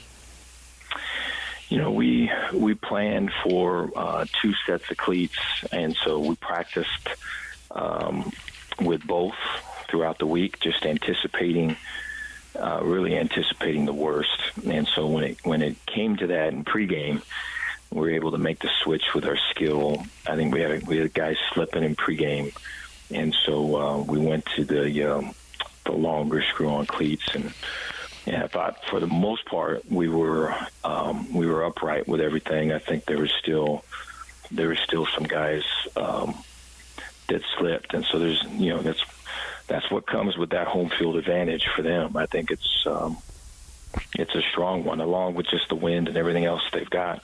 It was a part of the game for sure. What's more difficult now that you've been the head coach and you've been in the headsets, making in-game adjustments on the defensive side of the ball or the offensive side of the ball? I think, I don't know if there's a big difference in terms of that offense or defense. I think it's more of like what we've done to that point, what the opponent's trying to do, right? What are our available options, right? What does the package, what does the personnel allow us to do? It's really more that. But it's a good question. I think when it comes down to it, ball is ball, and our ability to anticipate stuff throughout the week and prepare, and then what we have repped and what we've covered and what we've lived in prior to that moment, gives us tools that we can reach back and use when we have something that needs fixing. And so I think all of that available at that moment, where that is, I think is the biggest thing. My last question: how do you handle losing? How does Dave Aranda clear and move on? You have to do it with your team. You talked about chopping wood. How do you personally handle right now? For me, I look at the things that need fixing, and then I look at what things am I a part of am I a part of the problem? What things, in other words, what things can I do better? And then I look at the positives, the growths that we've made that sometimes will get overshadowed or lost in the loss, and try to build on those and really work on making the connection of, let's continue with this trend. Let's continue with this positive thing. It's going to pay off. I thought there was there was examples of that in this last game, whether it's starting fast, whether it's converting some big third downs early in the game, whether it was running the ball early in the game, whether it was getting some turnovers or takeaways. And so I think those are things that are examples of it. But I think we have to kind of keep at it, keep building relationships, and then we'll get it to where it needs to be. Dave Aranda, head football coach at Baylor on Sic'Em365 Radio. All right, more from you if you want to on the text line at 254-339-1122 on what you just heard with Dave Aranda. We played some of that, a couple of notes of it from early in the show, and we'll do that again, parts of what he had to say. We'll have former Baylor safety and Bear linebacker, the hybrid position, which was a big deal when Phil Bennett and company moved Ahmad Dixon to safety and Sam Hall up front. He'll join us in the next segment. High school football players of the week at 4:45. Craig's Q&A on the season, and also looking forward to the playoffs as well. Phil Bennett at 5, Dejanay Carrington and Kim Mulkey. A couple of notes from women's basketball around 5:20. And Tom Loy of Notre Dame, an insider. Paul Catalina's college football focus. So much to get to, and here we go on Sic'Em365 Radio. Ideal MRI. They can, and I can, say everything about what they have when it comes to their MRI machine, the quality of customer service and the product, and how convenient, affordable it is. There's no question that's ideal. But here's something that just ought to just make you realize, wow. On average, an MRI can cost over $1,100, which means some are much less, some are a lot more. I remember one time going to a hospital, a health system, and having to get an MRI, and I had to pay it up front. And the number kind of made me kind of like, what? But I had to get it done. Theirs every time will be idealmri.com. Every time, $497 or less. Every time, $497 or less. It doesn't matter if it's your shoulder, your knee, it's your ankle. If it's something, I don't know what it might be, something that's more than bumps and bruises or somewhat of aches and pains, something that hurts. And a doctor has said you need to get an MRI. Ask your doctor about Ideal MRI. They'll know. IdealMRI.com works with all the various health systems and will get the information from the MRI to whoever your doctor might be, like they did to me in March when I got my shoulder looked at.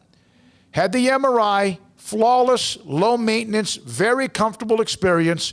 And then Dr. Rob Maxey called me that evening, went over it with me, didn't surprise me with what he told me, and then I shared it with Dr. David Haynes at Southwest Sports Medicine and Orthopedics, and that's what you can do as well. IdealMRI.com will help you with the insurance, and if you don't have it, they'll help you with that as well. To make sure that you have to get something looked at, they'll help you make sure it is. At IdealMRI.com. With more than 160,000 alumni worldwide and counting, the Baylor family is growing. And through the university's expanded Baylor alumni program, the family is growing closer. With hundreds of local volunteers planning events in cities and towns around the country, you can gather with fellow Bears no matter where you are. So, get connected, get something started, get involved, and make plans to get together with Baylor alumni. Visit us at baylor.edu/alumni. Car has the trucks, man. They have the one for you. Crew cab, short or long bed, silver, black or blue. Texas size selection, great prices too. Richard Carr, he has the truck for you. Carr has the trucks, man. He has the truck you need. If you want the best truck, you want a GMC. Texas size selection, great prices too. Richard Carr, they have the truck for you. Boots add protection. Good boots help you climb better and move forward faster. And when your son or daughter steps into the boots of a U.S. Army officer, they also learn how to lead. In these boots, they'll gain more confidence with expert training in one of more than 150 occupational specialties. In these boots, they'll stand a little taller and lead a team with diverse backgrounds and areas of expertise to successfully accomplish whatever challenge comes next. In these boots, they'll earn respect with valuable experience from day one that will give them solid footing for success into the future. Highly qualified candidates who earn a spot on our team can receive comprehensive health care coverage, college tuition assistance, and a bonus of up to $40,000. See all the things your son or daughter can achieve in our boots at GoArmy.com. U.S. Army Waco Recruiting Company, 254-598-8131 or 254-776-1543.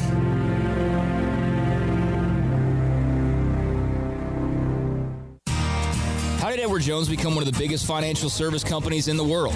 By not acting that way. Financial strategies, one-on-one advice, it's a big difference. And that's why Brad Wilson, your Edward Jones financial advisor, makes sense of investing. Experience the difference for yourself. Brad Wilson, 250 Sharon Drive in Woodway, 254-776-4337.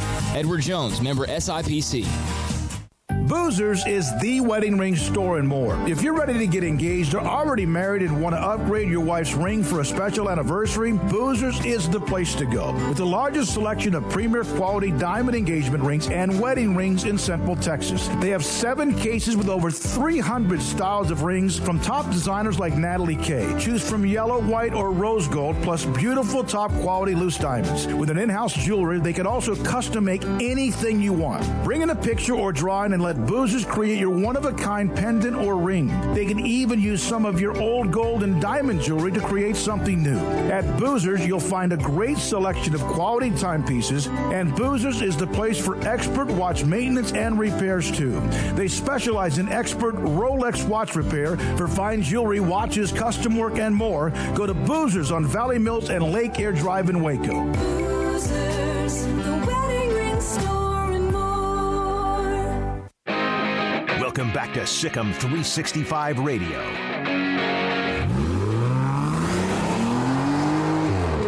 This segment on Baylor Athletics on Sic'Em365 Radio is brought to you by Richard Carr Buick GMC Cadillac, located at the Imperial Drive exit off Loop 340 in Waco. Proud supporters of all Baylor Athletics. All right, here we go. Halfway through this 4 o'clock hour, almost halfway through. High school football players of the week. We'll have that at 4:45. Craig's high school football Q&A, and also look ahead to the playoffs as well. But we're not joined by Sam Hall, former Baylor safety, and also then was converted to that Bear position, and that changed the culture and really the personality of the defense under Phil Bennett. Sam Hall joins Craig Smoke, Paul Catalina, and David Smoke and Sic'Em365 Radio. Hey, man, when I say Phil Bennett, do you still kind of have like PTSD over him? Yeah, maybe a little bit. It was quite the change, when he came in. But, he was an intense guy, and I think that's kind of what we needed at the time. I love playing for him. I'd run through a wall for him probably to this day. Sam, when they decided to move you to the Bear position and put Ahmad back where he could torment wide receivers from the way he played the game, and you could become much more involved in the every play of the game, can you kind of take us through how that went down? Is that during the off season, or how did you guys come up with that? Yeah, so I don't remember exactly, but I guess if we went back, I think it was probably during one of the summers, or the summer going into senior year. So I was kind of told that they were thinking about making that change, and then they ended up doing it. I was kind of excited because I thought that position kind of fit me a little bit better, and I think having Ahmad back in the back would kind of work out for us better. But I was excited. I liked the position. You had the ability to rush a little bit more, and they send you on some blitzes and stuff, and I had to play in the box and whatnot. And I was more of a downhill player, so I think it really fit us well. That season, 2013, was for, especially for your class, which was one of the first ones that kind of came in under Coach Briles, was such a reward in winning the Big 12 title. What did it feel like to do that and relatively quickly for you guys? Yeah, I mean, that was awesome. I don't know that any of us in that recruiting class necessarily thought that we'd ever get to that level. Just coming in, Baylor hadn't been to a bowl game in quite some time, and so obviously we all had high hopes, wanting to do good and all that. But yeah, ending it on a Big 12 championship was really, it was something great and something really good to be a part of. Sam, was there a particular turning point, perhaps a game, a time period, what have you, that where things just kind of flipped, where the positive momentum couldn't be stopped? Man, if I could point out one thing, I would probably say that game against Kansas State when they came in and they were number one in the country. I think for us as a defense, whenever that game was over, we kind of realized that we were capable of some really big things, and we kind of went from there and got a lot better throughout. I think we just carried that momentum, throughout the end of my career at least. Where were you, and can you kind of take us through that K-State game? You're right, they were number one in the country. You guys didn't beat them. You beat the heck out of them, 52-24, whatever the score was. Can you take us through that goal line stand when they had Klein, who was the hammer, the battering ram at quarterback, and they couldn't get in? Yeah, man. So that was a great stand by us. Colin Klein came into that game. We knew they liked to run with him, and he's a big, tall guy that just seemed like he couldn't. He rarely got stopped for no gain, and he could just fall forward and gain 5 yards or so. So, we knew we kind of had to bow up down there. At that point, we kind of had an idea that we had their number, and we were clicking on defense. So I think we were confident, but yeah, that was just a great stand by us, and we found a way to get done. In that 2012 season, you guys had just lost, I think, that tough game. What was it, Paul? 56-50. The defense was just getting shredded, and then all of a sudden everything clicked. Lake Seastrunk help things click as well. Nick Florence starts to play almost flawless, and you start to beat people up. What was that like to see the switch flip like that? Well, it was really cool. I mean, for us as a defense, I think, before that K-State game, I think we were statistically, I think we were one of the worst in the nation. So, for things to come together for us like that, offensively and defensively, I think we kind of came together as a team, and it was a really good situation for us. Whenever we figured out how to play together and what we needed to do to get things done, it was a really fun thing to be a part of. Sam, the legacy that you guys left at Baylor was you had kind of resurrected your group had kind of resurrected the program, and obviously there's been some slight ebbs and flows since then. What did you think about the legacy when you left? About this is a team that can contend and will contend for conference titles. Well, yeah, I mean we thought we were leaving it, in really good shape, and I think we did, and I think we can all be proud of that. There's the things that have happened since then and all that, it's kind of sad to see, but I think they just have to work through some things. I mean, and they'll get it together. But I think as a class as a whole, I mean, we've got to be proud. I know I am. I'm proud to go back and see that big new stadium, that they've got built. To close out Floyd Casey in the fashion that we did with the Big 12 championship against Texas, that was a really good moment for, I think, Baylor and Waco as a whole. Sam, this team did not get a chance to have spring ball this year, and they also had the double whammy of having a first-year head coach, not just first year at Baylor, but first-year general head coach. Can you imagine what it would have been like to not have spring ball? How important was that to setting the table for what you guys would then pick back up in the fall? Man, no, I was actually telling my wife, I couldn't imagine. I couldn't really imagine being in that situation. I know it's got to be tough for not only the players but the coaches as well. I mean, with this virus stuff happening, they really haven't had a chance to really get to know those guys, and you really got to grow that relationship, between the players and between the coaches. And I think those spring practices and fall camps, I think that's really where you have a chance to grow as as a team and kind of know your identity when you go into the season. And it's got to be tough. I mean, I hate it for those senior guys that this is their last chance at it, and they're having to deal with this kind of weird situation in this weird season. I feel for those guys, but it's got to be tough. I really couldn't imagine. You played high school football at Katy, were in fact the All Greater Houston Defensive Player of the Year, which is a massive honor in that city with all the talent in that city. What did that mean to you to have won? What did Katy teach you?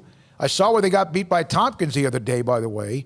But playing at Katy but being the city of Houston's Defensive Player of the Year, the competition has to be fierce with the talent in that city. Yeah, it was. I mean, Houston's one of the greatest recruiting hubs in the country, I think. So yeah, to get that honor was really good, really great for me. I mean, it kind of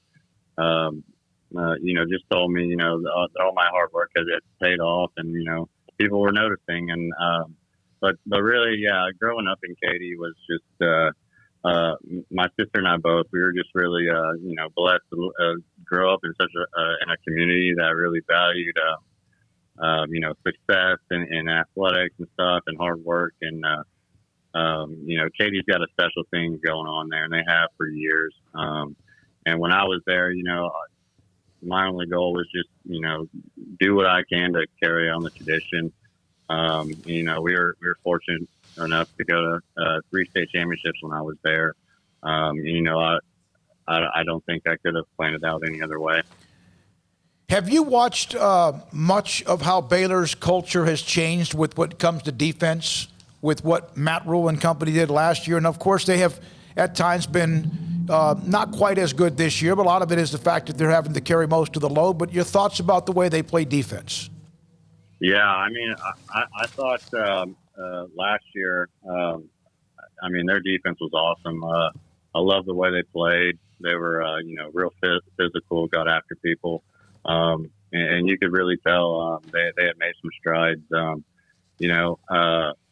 It really seemed like that the defense was probably the strongest part of their team, which wasn't quite the way how it was when I was there, but that's okay. We had a high-powered offense that kind of backed us up a little bit. So, but no, I really liked the way their defense was playing last year, and I think they've got some really good talent, some good guys out there that play hard. I saw that Terrell Bernard down, I guess, out for the season. That's a huge loss. I mean, that kid, he's from LaPorte, out of Houston. He's just you can tell that kid loves playing the game. I really feel for him right now. Now, when did Jordan Niver tell you that he was dating your sister? Oh, man. Well, I don't actually know the exact time, but I think there was a moment where I knew it was going on. Niver's a good dude. He better be a good dude. And I think he knows that. I mean, he's always been respectful about that. But yeah, we were actually roommates. We didn't start off roommates, but we were probably roommates the last 2 years we were there. But yeah, people, when I tell people that, they always think that's so awkward and so weird. But I don't know. It wasn't that odd to me. No, I don't know. I'm the one who decided to go to the school, and my sister was already there, and she was an athlete as well. So, oh yeah. I was, she's probably going to date an athlete, so it was probably going to be a football player. So I just had to kind of live with that. I was in a wedding, as you know. Maybe the last time I saw you, I was in a wedding with your sister, and I was actually a little bit nervous that they were going to make me walk down the aisle with her because she's about 7-8 inches taller than I am. But I didn't have to do that. I didn't have to worry about that. But yeah, so yeah, you guys are kind of Baylor through and through. Your dad was just, I mean, he was as passionate a Baylor fan as I think I've ever met. Yeah, I mean, he kind of had to be, I guess, with Holly being there as well as myself choosing to go there as well. But yeah, we are now. We're definitely Baylor people. yeah, my dad and my mom, they were all both real happy that they got to go to one spot to see us both. I think that was really big for them. Made traveling, planning things out pretty easy for them. So worked out. Hey, man, we appreciate it. We had Jordan on the show probably 2-3 months ago. We've been on the air with this new show since early April the 6th. We had him on. It was great. He talked about a lot of different people, obviously his relationship with you as well. Sam, it's great to hear from you because there's no question you became a factor, and at times that defense, as you said, they got picked on, eventually made in some plays and helped win a Big 12 title and turn things around even in 12. And congratulations on. Tell everyone where you are and what you're doing right now in case they want to know. So right now, I'm actually working for a company called Johnson Equipment. We sell overhead doors and loading dock equipment. I'm on the new construction side, so what I do on a day-to-day basis, I basically put bids together on new construction jobs up here and see those through to completion, do all the project managing and stuff for them. So, definitely different than my life as a football player, but it's a good role for me. It keeps me busy and a really good company to work for and a really good industry. So thank you. Appreciate it, Sam. Tell your mom and dad we said hi. Appreciate that. Have a great day, and then we'll talk to you again down the road. All right, guys. Yeah, thanks a lot. Thank you very much. That's Sam Hall, former Baylor defensive back safety, and then the Bear position, kind of that hybrid position. What do they call that now? The star? Is that they have a couple of different names for that? And he joined us on Sic'Em365 Radio. When we come back, the high school football notes. There are games canceled involving teams out of Central Texas who are dealing with COVID and some that are not, including a playoff game or two, and the players of the week, the Cadillac moment of the week, and Craig's Q&A when it comes to high school football. This is Sic'Em365 Radio. I got a text earlier today from Ted Teague. He was asking me about a couple of things with Baylor football. He's engaged very much with that, and it's great. We get a text from him, and he might say or hear or see what we're doing. But one of the things that he's doing at Allen Samuels Dodge Chrysler Jeep Ram Fiat is throughout the entire month of November, it's a Black Friday sales event, not just on Black Friday or that weekend, the entire month. Special incentives and financing, and still 0%, no payments for 90 days on almost everything on the lot. Right now, the big, beautiful Ram Lone Star Crew Cabs featuring employee pricing for all, plus 0% for 84 months or up to $3,750 in values. An additional $1,000 if you own a competitive brand, no trade-in required, and no payments for 90 days. Also, your Central Texas Ram headquarters, they have a tremendous amount of Rams to choose from. And if there's something you need that they don't have because of their relationships and other dealerships around the country that they also own, they will find it for you. All the new Jeeps, Grand Cherokee Limited has 0% for 84 months, no payments for 90 days. Pick a cool Jeep Compass, rugged Jeep Renegade, subcompact. Take your pick because both feature employee pricing for all and 0% financing for 72 months, no payments for 90 days. You can go by their dealership. Of course, they constantly are making sure it's disinfected. Loop 340 east of 84 in Waco or online, Allen Samuels, Dodge Chrysler Jeep Ram Fiat, AllenSamuelsDCJ.com.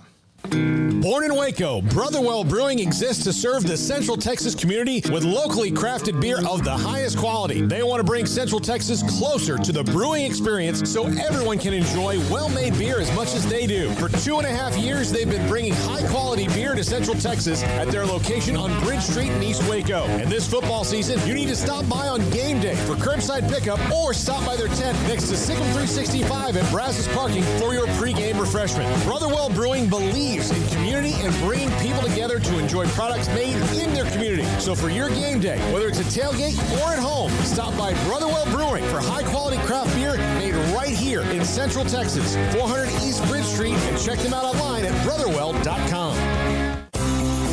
Ideal MRI is a small family business right here in Central Texas. We're open to support you while lowering the cost of healthcare bills.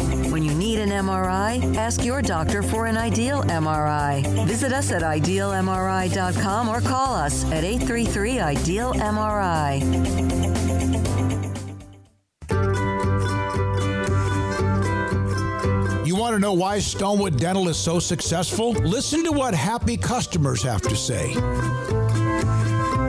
Pleasant. It's different than any other dentist office. I really feel like they care. And it's not that you're here for 2 hours waiting on someone to take care of you. It's quick and easy, and I bring my kids, and my kids love being here too. They really love the treasure box. Staff is really nice and accommodating, real friendly. You feel more like home. It's not sterile looking. Everybody has their own personalized rooms with decorations and decor, and they'll even have a blanket for you when it's cold. I've recommended people to actually come here, and they are patients now. I really love it here. It feels like family. Learn more, stonewood-dental.com.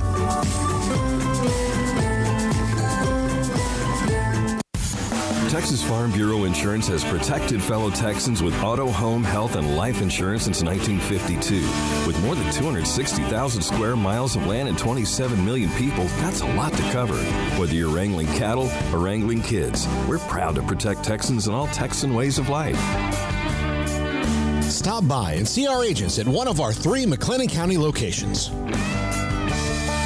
Coverage and discounts are subject to qualifications and policy terms and may vary by situation.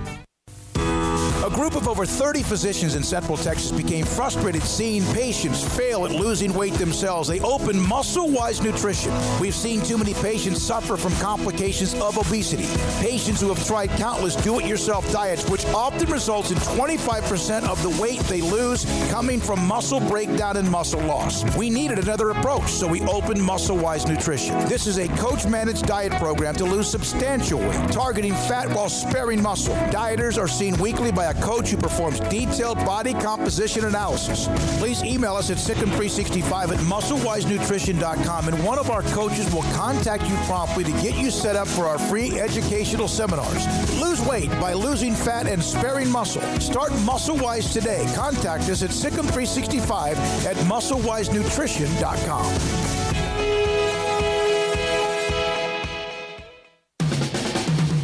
Welcome back to Sic'Em365 Radio. The Central Texas Players of the Week is brought to you by Bird Culchin Ford. All right, here we go. High school football. Some notes to get to, and I just tweeted this out. District 11, 6A. Duncanville, Cedar Hill, Midway, DeSoto, Mansfield, Lake Ridge, Waco High, and Waxahachie. They're going to go straight into the zone plan because of concerns about teams losing games like Waco High and University are shut down right now. Waco High game against Lake Ridge has been canceled, postponed. However, they will still continue to play games the rest of the year. However, the last 3 weeks will not be playoff games. In other words, it has no impact on the playoffs. You go, wait a minute.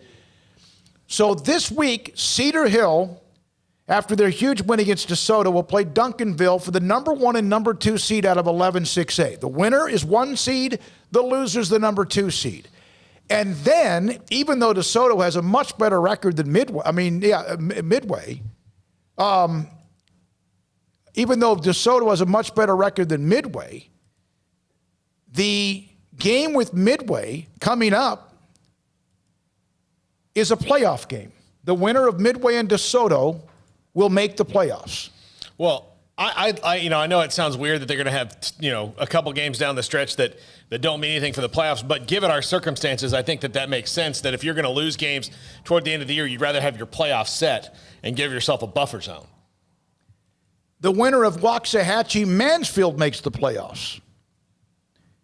And there's a chance if DeSoto was to throw up all over themselves this week against Midway, and they're really good, just lost to Cedar Hill, they're not in. And Midway has listen, light a match, put your hair on fire, go do it, right? You have a better opportunity because it's a one game deal, not the rest. Now, no matter what happens this week, everyone will still be playing out their schedule afterwards, even though there's no impact on those games in the playoffs. I mean, it's interesting. So, yeah. Yeah, I don't really know what to make of all the changes, and I'm just kind of riding along, observing. You know what I mean? I don't really have too many thoughts on the way that they're doing this. I haven't really followed that district that closely, but I mean, it's great that you have kind of a do or die. I mean, at least you know, right? Just go win one game, this one game that you need to win, and you're in the postseason, whether you're deserving to really be or not, based on the way you played. And I know it's been a rough year for Midway, but just get up for that one and go win that one, and you'll get to play some extra game or play at least an extra game. Yep, and you could lose this week, be out of the playoffs, and still have those 3 games remaining on your schedule. So there's that. Waco High, Lake Ridge canceled. Cumbie playoff game with Mart. Cumbie's out. Mart advances second round. Belton Temple, they're trying to figure out what to do with that game. And University and Timberview, that game's done because of Waco High or University with the flare-up. Rodney Smith says it's going to be a couple of weeks, not sure about making that game up. All right? Also, the UIL starting to release their top 100 coaches, rivalries, games, etc., and players. Top 100 coaches, the first 10 came out today. The last game I ever played was against Hayes Consolidated. Bob Shelton was the head coach then. He's in. Jim Norman, who led that great Big Sandy run with Lovie Smith and David Overstreet and Mitchells and Chalk, he's in. Former Euless Trinity and South Lake Carroll head coach Steve Lineweaver in. Childress head coach Charlie Johnston in. Joey Florence, I think he was with Denton Ryan, in. Phil Danaher, Corpus Christi, Cal Allen, in. Hank Carter with Lake Travis, in, and among others as well. Just wanted to give that information out as well. Paul Catalina won the weekly Pick'em. We'll have the standings up on Thursday when we do our Pick'em. 16-4. Right now the lead is 5 between me, Craig, and Grayson 6 back. And Paul, you're now just 7 back. High school players of the week on offense, and then Craig and the Q&A in high school football. Offensive player of the week, we had a tie. I hate ties. Want me to break it? I don't care. Yeah, go ahead. I'm going to go with Colin Miraz, the wide receiver from Academy, the win against Troy, 42-21, which was a huge win, got him in the playoffs. 7 catches for 109 yards and a 2-point throw, a pass. It doesn't seem like much. 7 catches, 5 of them were touchdowns in that win against Troy. Ben Smedhammer was also right in the middle of it. Lorena quarterback had a huge day. Defensive player of the week, it was, I think, unanimous. Jabrian Davis from Chilton, 8 tackles, 4 interceptions in one game. That's the second time we've seen somebody do that this year. Yeah. Hey, 132 yards in receiving or run backs. My imitation after the second interception. Hey, let's not throw it over there anymore. They beat, in the win, Chilton beat Wortham 44-14. And Case Brister, kick returner for Lampasas, a 90-yard kick return for a touchdown as they beat Fredericksburg 56-20. And our Cadillac moment. Sic'Em365's Richard Carr Cadillac Moment with Central Texas High School Football is sponsored by Cadillac, where exceeding expectations is the standard. Parkview Christian Academy, which has had a pretty good run of late. They've got that C.J. Lanehart, who's fantastic. Again, Arlington St. Paul's Prep. Parkview had just scored on their opening drive to lead 8-0. They were going to do an onside kick. Like normal in 6-man football, Jacob Irvin blasted the kid from St. Paul as the ball got to him. Cade Frost, our kicker, recovered it. This is from Josh Hayes. There were 8 minutes left in the first quarter. We scored 3 plays later. Next thing you know, 14-0. Eventually win easily, 60-14. But recovering the kick fired up our team, and we never lost our fire. So that's the Cadillac moment of the week based on the responses I received from the coaches. Now, week number, 12 of the high school football season. 5A and 6A continue with their regular schedule. 4A and below start the playoffs. Craig Smoke. Yeah, how about Cedar Hill over DeSoto, 49-42. Dictated it from start to finish. Picked it. You did pick it. Caden Salter had a monster game. He's been also nominated. I voted for him as the Texas High School Football Player of the Week in Class 6A. Duncanville hung 74 on Midway in a 74-21 victory. We have Jeff Hume. He'll join us on Thursday, but I'm going to share something he said to me. He said he has seen Katy in Westlake. Of course, Katy when he was at Clements, Westlake this year, and in the past, some Lake Travis, among others, Trinity, Spring Westfield.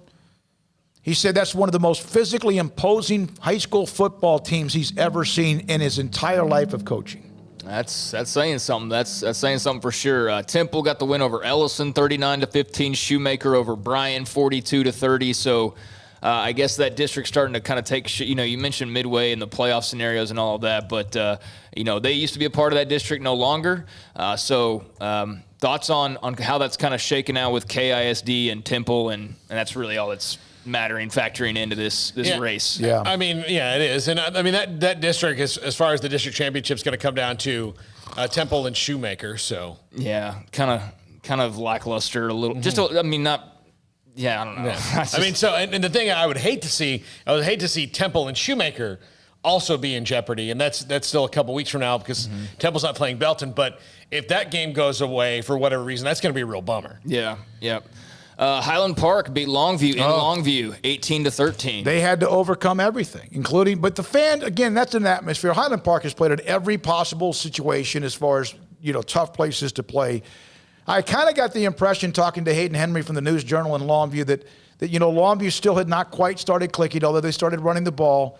But Highland Park's got a massive offense and defense. They're good. They're really good. I mean, they've been good. I still thought Longview at home might be the difference, but their quarterback play is not giving them an explosiveness. Huge win for Armstrong Sims' alma mater. I don't know why y'all keep doubting the Scots. I mean, Scotty's find a way. I picked HP. Okay. Yeah, we supported I did not pick Highland Park. We supported. Listen, we've seen too many things happen at Longview Lobo Stadium. Yeah, it's not so much a Highland Park thing as it's a Longview thing. So that's a huge win to win there, to beat Longview anytime, like Temple did earlier, and to do it in Longview is like whipped cream and cherries and chocolate, whatever on top. So is Longview one of those places that you'll all of a sudden see, the clock stop when it's not supposed to, or run when it's not supposed to, a holding call when it's now listen, they're good. They play hard. They have a great program, but there were a couple of things. There's always a little bit of something going on. How about Lorena taking down Rockdale 49-42? And they did it, and they also start to finish pretty much dictated the tempo. And Ray Biles with the district championship. Troy's not in the playoffs. Man. Even with Zach Herbachik's heroics throughout the season and his big games, they fall to Academy, and it wasn't even close. Lose by 3 touchdowns. He suffered a concussion in that game, ended up with very few yards. He fell short of Trayon Smith's all-time Central Texas rushing record, which looked like about 2 or 3 weeks ago was a given. Remember, he also didn't play in one game because of COVID. That's a tough way to lose it. Ronnie Porter's done a good job. That's surprising, but boy, a great win for Chris Lancaster, former Baylor coach, right? And also Academy. And then Katie Tompkins taking down Katie was a pretty big result, and it's kind of one of those schools you have to pay a lot more attention to. That's newer. You're used to just Katie beating everybody, but they got a rival in their very own city that's capable of bringing them down now, and so that was a very interesting result from last week. Jalen Milroe, we mentioned that on Friday, had a huge game, or maybe even on Saturday in our pregame show. He's just fantastic. He's committed to Alabama. But by the way, TJ says, join the club, Armstrong. They keep doubting my Lorena Leopards. Yeah. And look, TJ, you heard me on the pick'em the other day. I really wanted to pick Lorena, and I chickened out. You did. And I'll tell you, I chickened out. Talk yourself out of it. The first thing I said to you when I saw you on Saturday was I chickened out picking Lorena. Yep. And this game, man, I don't know who all we picked in this game, but I would imagine many of us took San Saba, and we were all very dumb because they got absolutely obliterated by Cisco 48-6. Yeah, I took San Saba. No, I think everyone did but one, and that's me not paying attention. Cisco has not been as strong as in the past. That's a brand. Canadian, Cisco, those type of schools. No matter what Cisco was not favored, so to speak, San Saba's better, but that's lineage and tradition, and I was an idiot for not picking them. And finally, the closest game on our list from this past week, Bruceville Eddy edges Rosebud Lot 26-25. Nice win for Shopik. Remember, they were pretty good last year, and they kind of slipped a little bit, and they got in. They beat Rosebud Lot. Nice job by Rosebud Lot. They did get better, and the coach said they would get better, but at the same time, nice win. Here's a Paul Catalina marketing opportunity. They can take this one for free, pay me for my next one. That's how I am. That game, they should give out a trophy with a hyphen. No, you know what? Hyphen game. That's a great thing. Because East Texas, when I was there forever, Craig forever as well, Alba Golden played Como Picton. They were basically right next to each other. And no matter what, and sometimes they were both just awful. The only win would be against each other. And then Alba Golden had a surge where they were pretty good. I called it the Battle of the Hyphen. Yeah, give it a trophy with a hyphen. It'd be a cheap trophy to make. But how do you put the hyphen on there? No, it's a trophy with a hyphen. Yeah, but how do you connect the hyphen? You can't have it by itself. No, it would fall. You could see it should be like on a post like this. That's a T. Yeah, that's a T. Or maybe you put it on top of like a ball, like on top of there's a. I don't know. Talk into your mic. Like talk on top of a ball, and then the battle of the hyphen. I'll tell Coach Shopik that as well. Or maybe there's like a thinner part that it's not like a T, so it's not. I never mentioned Como Picton and Alba Golden over 30-something years, even today, if I don't say, and I have every time, the battle of the hyphen. Yeah. Yeah. All right. Well, those are the right. main results from our pick'ems last week. I know there's a lot of other results around the state and whatnot, but that's kind of where we were as far as some of the bigger games that we were watching. So, you know what? We have the game Thursday night in Madisonville. We have Conley against Center. Center actually has a better record. They have Camadre Horace, who's fantastic. Center comes out of that district, but the two teams in that district, of course, that lead the way, Carthage and then Jasper. China Spring will play Jasper. They're averaging about 400 yards rushing a game. Got a kid named Limbrick, amazing player. Thomas, another running back that averages over 100. Limbrick averages like 2-something a game. But, China Spring can run the ball, too, with Emmanuel Abdallah and Bowden, so that'll be interesting. But they got amazing amount of speed, more speed than anybody in the district. Connolly's got speed, but more speed than even Conley. Probably La Vega-type speed. And so that will be interesting as China Spring opens up with them. Salado will open up against Rusk. And then also the game, Carthage gets Gatesville. Gatesville makes the playoffs, made a nice run at the end with Luke Howard, but now they get to play Carthage. It's like that year Copperas Cove won because Temple laid down. And they go, okay, you're in the playoffs, and now go to Longview. When we come back, the 5 o'clock hour, former Baylor defensive coordinator Phil Bennett, his thoughts on the Bears, next on Sic'Em365 Radio. PettyClinicLowT.com. Dr. Kent Petty can help you become the high-performance man that you want to be. Can help you with your testosterone level if it's too low. Put you in a program to increase your testosterone level to help you become, more energetic if you've been lethargic. Help you with your sex drive if that's disappeared. Also, if you have other issues, including ED. PettyClinicLowT.com. Here's what you do. Contact them. Go to PettyClinicLowT.com. You can go online and contact them or call them. They're located on the Old Hewitt Road just off of 84 in Woodway. Not Drive, but Old Hewitt Road. And then Dr. Petty will help you and his staff will help you set up to get blood work. That's getting your blood done, your blood count. Look at your testosterone levels. Also test for cholesterol, PSA for prostate cancer, and more. But check your blood work. Check your testosterone levels. And if too low, he'll put you in a program to increase your testosterone levels so you can become the high-performance man you want to be. That's it. Tell him Smokey sent you. PettyClinicLowT.com.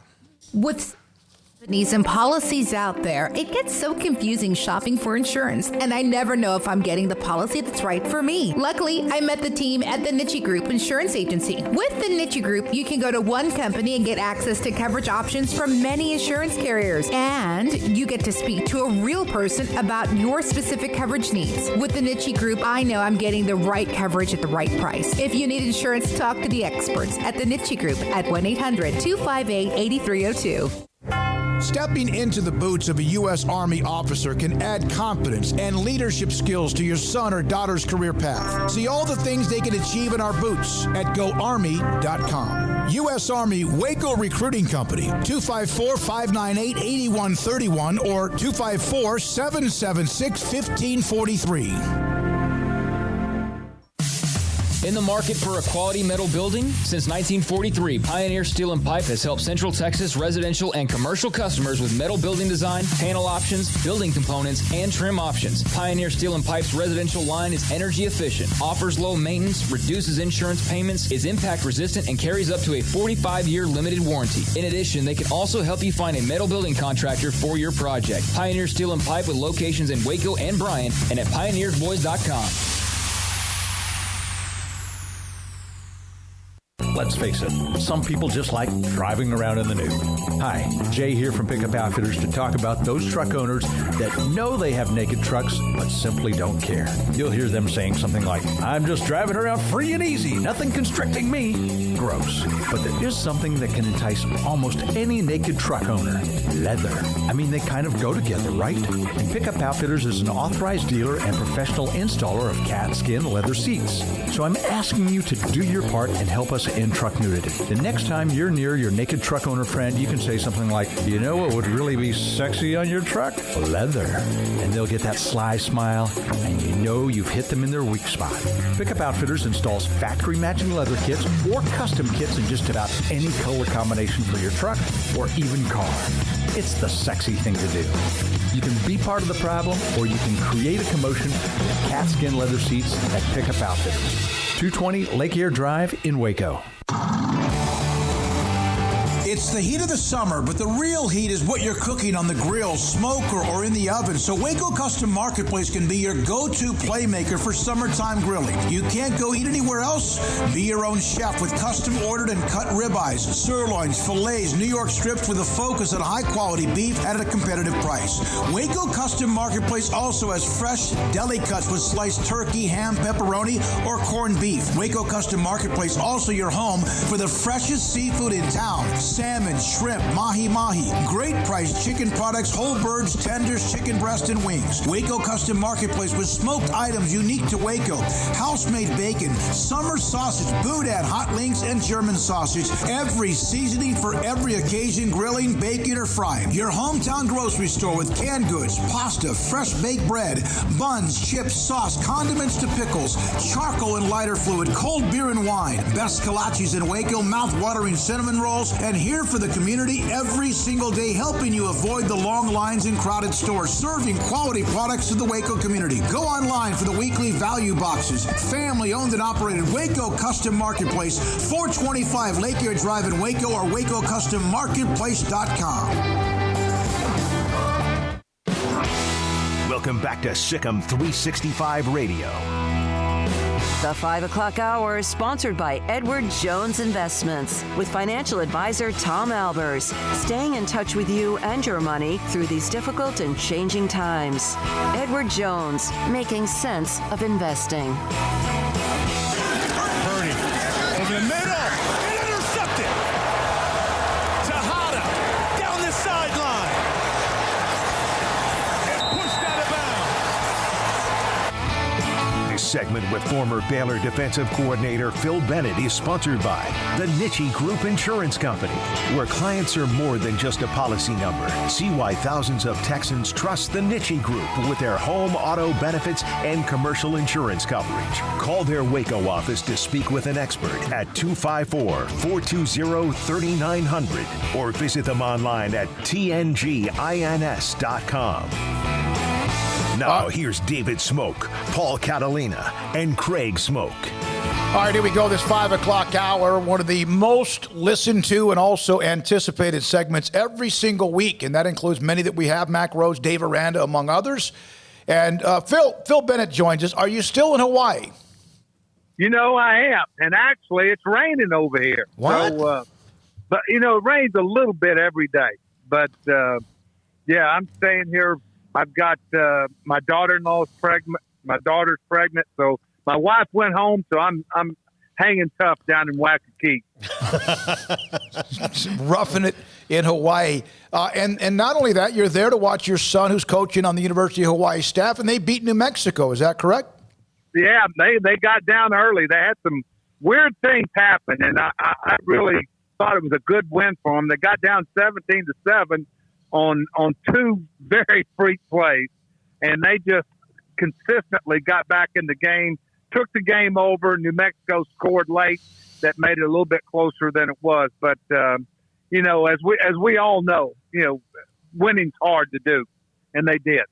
One more thing about it, if you don't mind, just as a coach. Do you go home and spend time with your son reflecting back on the game, or do you just erase football and do something else to not talk about it? Oh, well, you know, yesterday I went with him and I graded the tape with him. Oh. And I graded the whole line on him. And we had some discussions. He was a little bit easier grading than I ever was. I told him, I said, how can you not coach for perfection?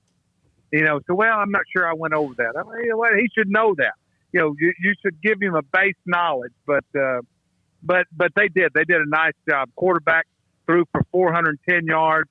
You know, Rocky Long's the defensive coordinator there at New Mexico, very good coach. And Rocky made it hard for them to run the ball, and when they needed to run it, they were still able to do it, which was good. Phil, to Baylor this week, they showed something in the first half. The third quarter turned out to be a disaster. They've got Texas Tech coming up, a team that's kind of in a similar situation that they're kind of reeling a little bit. Was what you saw on Saturday something that they can build off of? Oh, without no question. I mean, I think anybody that's ever watched them this year, that first half was beautiful. played with great energy, both sides of the ball, got turnovers, made explosive plays. And let's face it, I've coached at Iowa State. I lived there, coached against them many years. I remember going in there one time at K-State. We were number 2 or 3 in the country. And before we can say don't do it, we were down 21-0 and had the bum rush them at the end. And then, of course, everybody remembers 16. We had to come back. But I thought we played hard. We just, as I said, the one thing that I think is that I'm going to bring up, until we get the ability to run the ball a little bit more consistent, and you look at I'm not a huge possession time guy, but we kept our defense had to stay on the field too long the third quarter. Coach, bad news on a couple of players. Squirrel Williams, who provided a little bit of a jolt as a running back there early, out for the year, second consecutive, or he missed all of last year with injury. But Terrell Bernard, shoulders all jacked up. He's going to have surgery, and we'll miss torn labrum and a couple of other things in there as well. Just your thoughts on just obviously a brutal blow for the program, but such a great player and young man in Terrell having this setback. Well, I have no doubt that the doctors there will get him repaired and do a great job. And I also have no doubt that he will rehab to the fullest. Those are things that you can deal with and you can manage. And Terrell will do that because of what kind of work he has. And he was, and our back was giving us a little bit different look than we've been shown. And it's disappointing, but there'll be opportunity for some other guys now. And I mean, this is a game. If I'm looking at a team that I'd rather play, I'd rather play Texas Tech, even though I think the game's in Lubbock. Is that right? Yes, sir. Yeah. Yeah. And it's a tough place to play, but this is a big game. Phil, they went, and Dave Aranda said this, I believe a little bit either in the teleconference this morning or even in this post game, but they went to more zone in that game with Iowa State. And it created some turnovers. Does zone create more turnovers most of the time than man-to-man? And then why is that the case? Well, here's the thing. In the secondary, you've got to remember, there's 5 eligible receivers on offense. If you rush 4, you've got 7 defenders, okay? If you play, say, man-free, everybody's got a man, linebackers combo the back, and the free safety's free. And the whole time that they're playing man, they have no reaction to the quarterback. Their backs turned to the quarterback. They really can't see anything. The only thing that tells them the ball's thrown is the receiver's hand and his eyes. Where in zone, you're reading routes, match routes through the quarterback. You're having a visual point, and it's a natural thing. One of the things in our time there, we got a lot of turnovers by showing our press bail, when we would show a lot of press and then bail to a zone where they would try to get our corners locked in. And I think that was a very good decision. I know Tejada had a great interception. They press bailed it a little bit.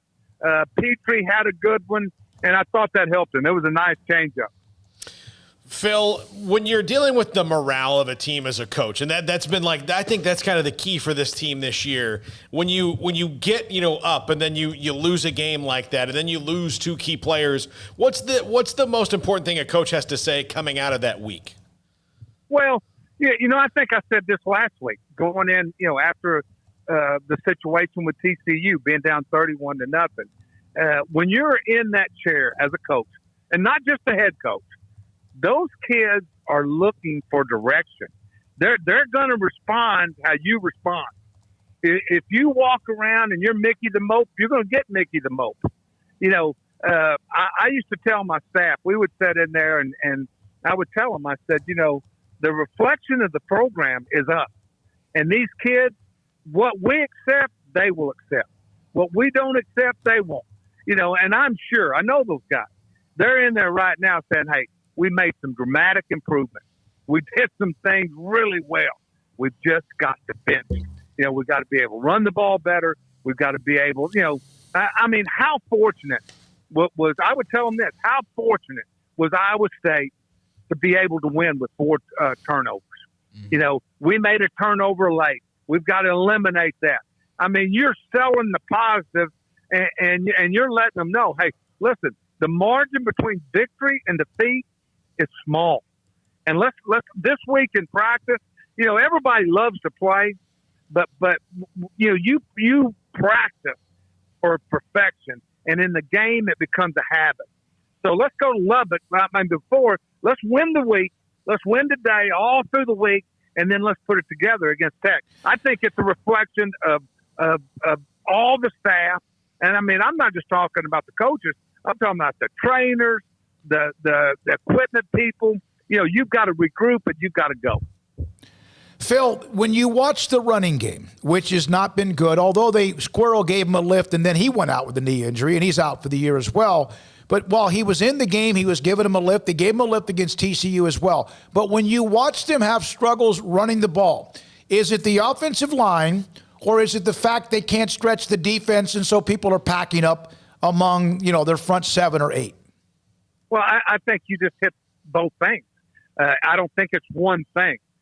You know, this is everything about the run game. You know, my son and I were talking about this watching the tape. You know, New Mexico was crowding the line. And they were getting 7 in the box with a spread. And you know, but let me say this. Sometimes you've got to say, okay, yeah, they have 7, but we're going to will our way to 4 yards.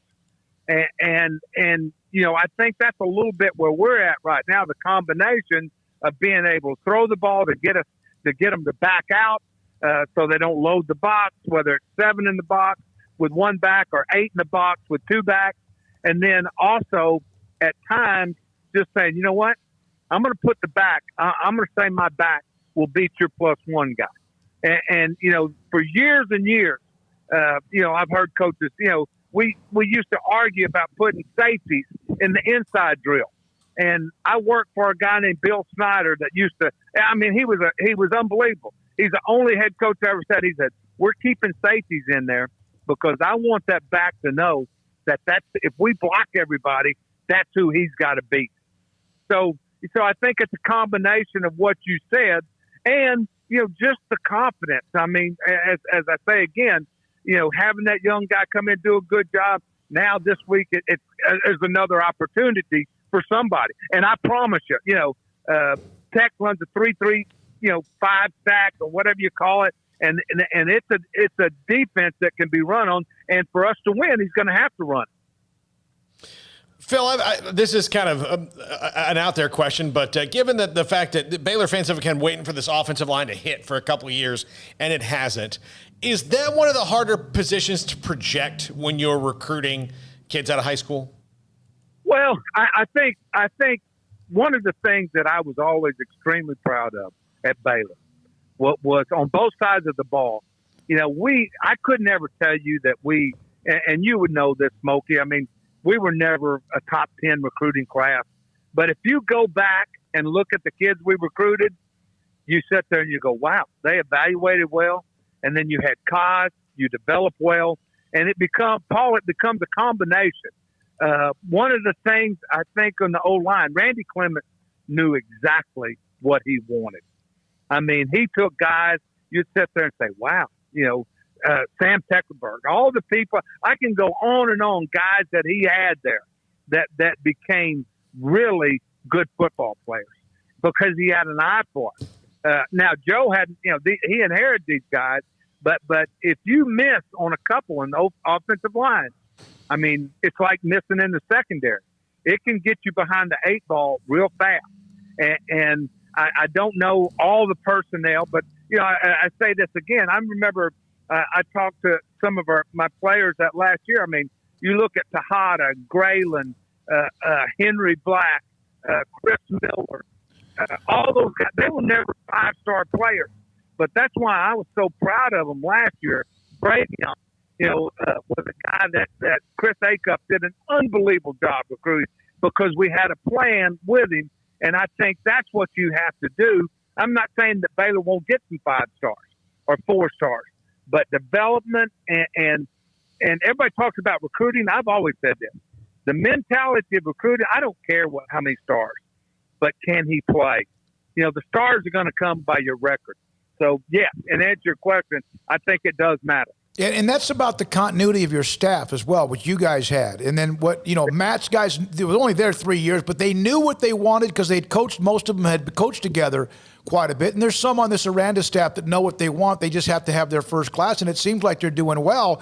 But you guys did, and there's other schools where it fit, not whether or not they're in the top 5, 10, or 15 when it comes to national rankings. Does that ever even come on your radar? Does that bother you when you see those rankings? No. I tell the story about Taylor Young. I went and saw Taylor, and there were guys, when I went to work for Art, my biggest deal was that I had to pick my coaches and I picked the players. And because I knew, I told him, I said, it was never about money, or I said, you're not going to send me a wideout that can't play wideout to be a corner. He laughed about it. Oh, man, I wouldn't do that. I said, well, hell, you're not going to do it. And if you look, we talked about last week, Joe Williams. I mean, we went and found Joe. We found Meat. We found KJ. And those were guys that were, they were competitors. And you look at that, and you're very right about that. And you look at guys when you know what you're looking for. And Taylor, I go and watch him practice, and here he is. Taylor can say he's 5'10".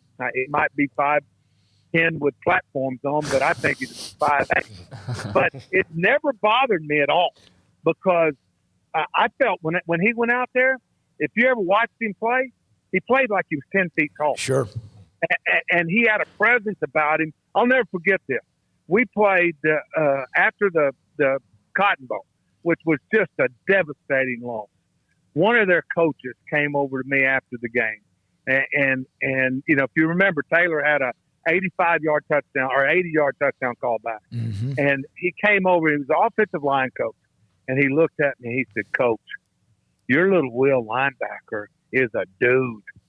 And I just sat there and I thought to myself, yeah, he tore your big offensive tackle All-American's ass up. And he did. And it was just so looks can be deceiving. Yep. Coach, did you get a chance to watch Clemson and Notre Dame, and what did you think of the Irish kind of breaking through finally and knocking off a giant? Well, I did get to see it. After the game here, of course, we're 4 hours behind. I got back to my hotel, and I watched the rewind. Two things. I knew going in the game, I got a friend at Clemson, and I knew, they missed some players, obviously the quarterback, but also defensively. I've been involved in a 5 overtime win at Notre Dame. When I was at Pittsburgh, we beat them in 5 overtime, and they had Golden Tate, Michael Floyd. They were good, and I kept seeing that matching game, and I thought Brent did a good job defensively with what he had. They just couldn't. I thought that the truth of the matter, I thought Notre Dame's defense won the game. I mean, they played sound. They made huge tackles. And maybe it might not even gone to overtime had Venerable's son not caused the fumble at the 2-yard line. But it was a classic game. And, I'm R.C. Slocum, who I'm close to, is on the committee. And I would never ask him but that's going to be a hard deal when you start looking at teams saying, all right, what if this guy had all their people? And I don't envy them having to make that decision when they're going to a Final Four. Would it affect you if you, Craig, do you have anything else? Would it affect you if you saw that? And would it affect you that Trevor Lawrence didn't play? Or what do you – it's not a beauty contest, even though, Notre Dame won the game. Absolutely. Yeah. I would think if all things equal, you have to look, whether it's COVID or whether it's injury and that he's coming back. I mean, I think you have to look at that because, the playoffs, what they keep saying, I go back to 2014. It's where you are at the end. We beat K-State to be second time back-to-back champions, the Big 12. And then, of course, Wisconsin lays an egg and gets smoked by Ohio State. And they said, well, here's the deal. You got you guys, TCU and OSU, and look who won it. So it's how hot you are at the end. So if they get him back and get those. I think there were 3 defensive players back. I think they have to take that in consideration. I would hope they would. What was it like in that staff in your football offices the night that the Final Four teams were announced and not only that, TCU wins big and they get dropped behind you? What was that like to watch that and the frustration there? Well, the biggest frustration that I had, David, was the TCU situation, head to head. I mean, let's be honest. I mean, that game, I tell the stats, and I've said it many times. One time somebody said, well, y'all both gave up 1,000 yards. No, we didn't. We gave up only 420 yards. We played 90 snaps. Our offense had 717 yards on them.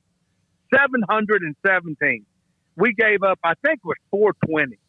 We played over 90 snaps. We had over 100 snaps that we had on offense. And we had an interception, a kickoff return, a fumble, or that game wouldn't have been close. And yet people want to say, well, they should have won. Well, look at the stats. They shouldn't have won. I mean, I think they were like 4 of 22 on third down. And if you remember that, Dave, I mean, that's what bothered me. I mean, we had the commissioner saying, I just think TCU's a better team. Well, does he know anything about football? I mean, I'm looking at the numbers, yards per snap, and we were averaging 10 yards a snap. They were averaging 4.6. 782 yards, 485 you gave up. It was a classic game. You had 39 to 23 in first downs. And no, you're right. Yeah. I mean, and it really, if you look at it, what was the third down conversion rate? I mean, I think it was. I'm looking at that right now. I'm trying to find it. Not able. Okay, third down. They were 7 of 20. They were 7 of 20 on third downs. You were actually. And we were what? 5 of 18. Yeah. Okay. All right. But fourth downs is when but you on got. fourth down, I mean, I think we got them 2 or 3 times on fourth down. 4 of 6 on fourth down in that game. You're right. Yeah. You're exactly right. And the thing that I look at is that thing. Ohio State got hot. I always laugh. I told Dave Aranda, I said, when I really need you, you let me down. Yep. But listen, we've all been there. Yeah. They were coming on. Jones had become. It was just one of those nights. But and let's be honest. At the time, the Big 12, they didn't. Baylor and TCU, and we all let's say the truth there. If that had been Texas and Oklahoma, one of them would have got in. Yeah. I believe that. After 40-something years, I believe that. Oh, yeah. But, yeah. Thank you, man. I'll never forget when Coach Bennett was running off the field. I said, congratulations. It's the happiest I've ever given up 58 points in my life. Hey, thanks, buddy. We really loved the segment. Thanks for your time, Coach. Well, y'all do a great job. And good luck this week. We'll be pulling for you. All right, that's Phil Bennett, former defensive coordinator at Baylor. When we come back, a couple of quick notes on Baylor women's basketball. Paul then focuses in on Notre Dame and their huge win against Clemson. What's the latest on Dee Dee Richards? What does Dejanay Carrington see the difference between one elite program, Stanford, and where she is now in Baylor? And that's next on Sic'Em365 Radio. Riverbend Liquor and Wine, Lakeshore Drive at North 19th Street in Waco. If you're a craft beer fan, check out their walk-in fridge. Whatever seasonal beers, they're going to be there. Whatever you're looking for, you can probably find it at Riverbend Liquor and Wine. They've got a fantastic selection of craft beers. Whether it's wine, spirits, whatever you need, they've got a great selection, and they've got knowledge and know-how. And say you're looking for something that maybe, is not regional to here, or you're trying to figure something out, go in, ask them. They can point you in the right direction. They can certainly figure something out that maybe is similar if you're looking for that as well, maybe if you can't get it because it's, again, a regional type of beverage. Plus, they've got their great drive-through window that if you just want to go up, get a couple quick things, they move it through pretty quick. You just go and tell them what you want. Boom, it's out the door really quickly. Riverbend Liquor and Wine, a hidden gem in Waco, Lakeshore Drive at North 19th Street. Find out more on Facebook or Instagram. Now get employee pricing for all on new Jeeps from Allen Samuels. Just in time for the holidays, Grand Cherokee Limited has 0% for 84 months and no payments for 90 days. Or pick a cool Jeep Compass or the rugged Jeep Renegade Subcompact. Take your pick because both feature employee pricing for all. 0% for 72 and no payments for 90 days. It's the Black Friday sales event at Allen Samuels, your friend in the car business. Stepping into a new pair of boots is great, but stepping into the boots of a U.S. Army officer can also add confidence and leadership skills to your son or daughter's career path. There are more than 150 occupational specialties to help them find the best fit for their future. See all the things your son or daughter can achieve in our boots at GoArmy.com. U.S. Army Waco Recruiting Company, 254-598-8131 or 254-776-1543. At Baylor University, students can shine in their own way. Or should we say their own ways? Because there's no limit to the ways Baylor students make the world a brighter place. Whether they're leading a student organization or following a higher calling, getting advice from faculty, or taking part in world-class research, pursuing their dreams, or working toward their dream job, students find their place to shine at Baylor, where lights shine bright. Bird Culchin Ford has been in Waco since 1936. Ford, the #1 selling truck in Texas, 43 years running. And Bird Culchin Ford proudly supports high school football in Central Texas. And no better way to tailgate with a Ford than from Bird Culchin Ford. And are there better vehicles to tailgate with than the Ford F-150 or the Ford Expedition? And of course, you can get them new pre-owned Bird Culchin Ford. Our sponsor of the Ford Tough Player of the Week, locally owned dealership. Online at bkford.com at 1701 West Loop 340 in Waco. Bird Culchin Ford. Did you know that 1 out of every 4 men have symptomatic low levels of testosterone and don't even know it? And if you think you're too young to worry about it, guess again. Low T levels can make you feel tired and grumpy, cause weight gain, and wreak havoc on your sexual desire and performance. Petty Clinic Low T can set up same-day blood screening and results, so if you're tired of being tired, I challenge you to man up and Google search Low T Waco or go online pettycliniclowt.com. It's a private clinic with an atmosphere catering to men. Affordable, only $150 a month, includes lab work, office consultation, testosterone injections, follow-up visits compared to $395 a month in Dallas or Austin, and you don't have to fight the traffic. Petty Clinic Low T as board-certified physician consultations will provide the best form of brand-strength testosterone available.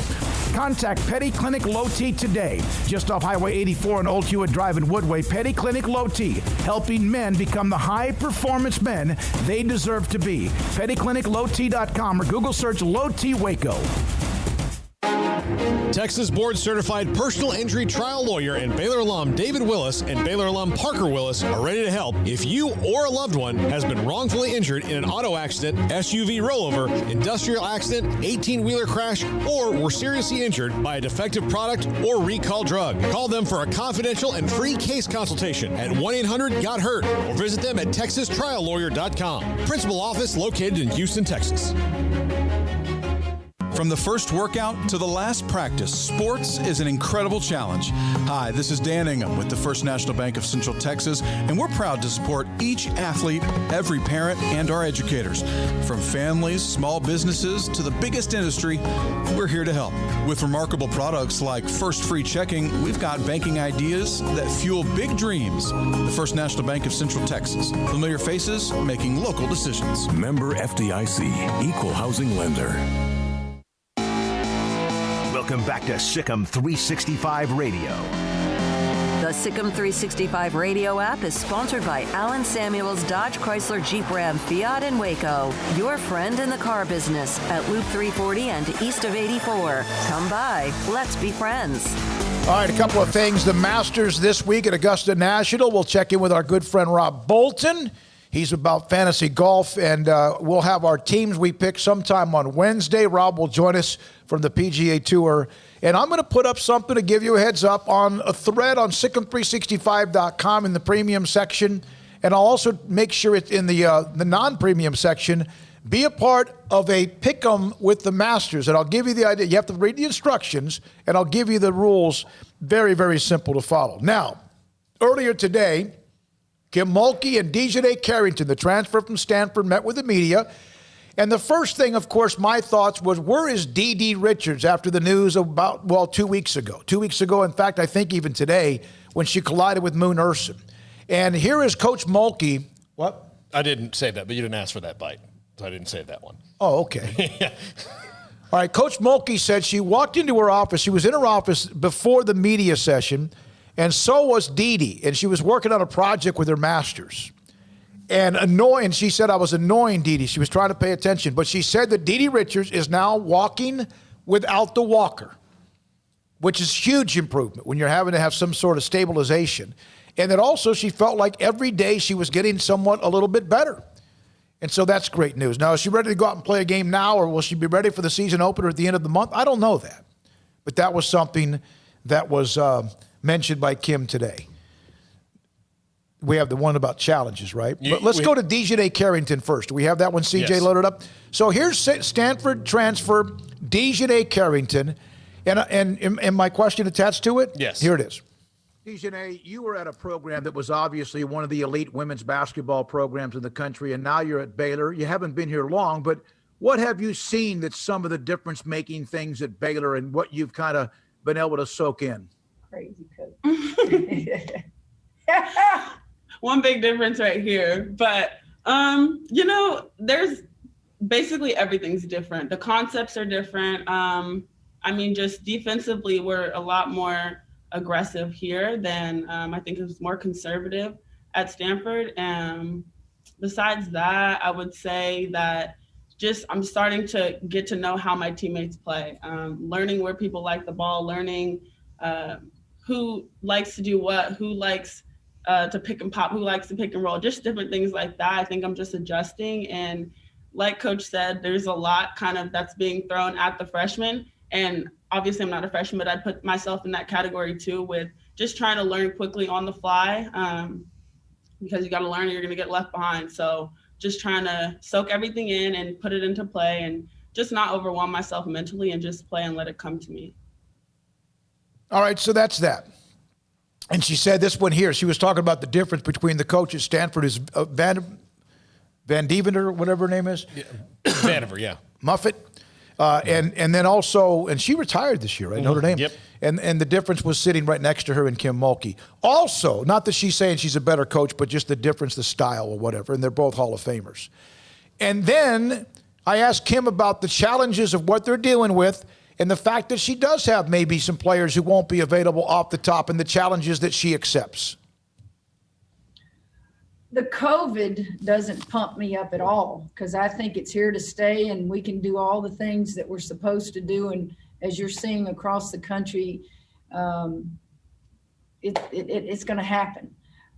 Injuries are a part of athletics. Right now, it saddens me, not just with my own program to see Dee and Moon, but I can hardly watch college and pro football right now without seeing a grotesque injury. And I don't know if it's just because of no preseason. I don't know if it's just happenstance. But the injuries just seem to be really, really bad and unusual right now. My coaching style, Smoke, is 21 years ago when I came here, this program was at the bottom of the Big 12. So I've always enjoyed being the underdog. I've always enjoyed competing, and you may not win the game, but there's just things that you can go as a teacher in the locker room and show them why we were able to stay close in the game. And I watch college football and I watch coaches who are in their first and second years and how they're not supposed to be in the game with the big dogs, but they are. And I think it's the personality of the coach. I think it's the schemes that they run. But now, 21 years later, we're now considered one of the elite, if that's what you want to say, programs. So you better embrace that as well. So coaching, you do it for so many years, 35 now, and you have to be able to be the underdog in games, and you have to also be able to coach when you're the one being hunted. So I think that we're going to be hunted in a lot of games. I think we'll be the underdog in a lot of games because of the inexperience, because of the lack of depth. But I've got some talented kids on that floor, and let's don't kid ourselves. We are very, very talented, but talent doesn't always win championships. It takes some time to have team chemistry. It takes time for the new ones to learn. When that will be is always the challenge for coaches, because I can't give you the answer to that. All right, so that's Kim Mulkey. You know she's taking this head on, and this is what she loves to do, is go in there and find a way, despite perhaps what Dee Dee's start time might be. Moon Urson's doing better as well, but she's having to go through the protocol and take her time. It's hard for athletes who are used to playing at an elite level to not be able to do certain things, and she's getting better too. But right now still not able to just go play and be who she was at the time she was injured as well. She said they will be underdogs in many games. That's I don't believe that. You mean maybe the UConn game? Yeah, I think she was just throwing it out there, but there won't be many games. No.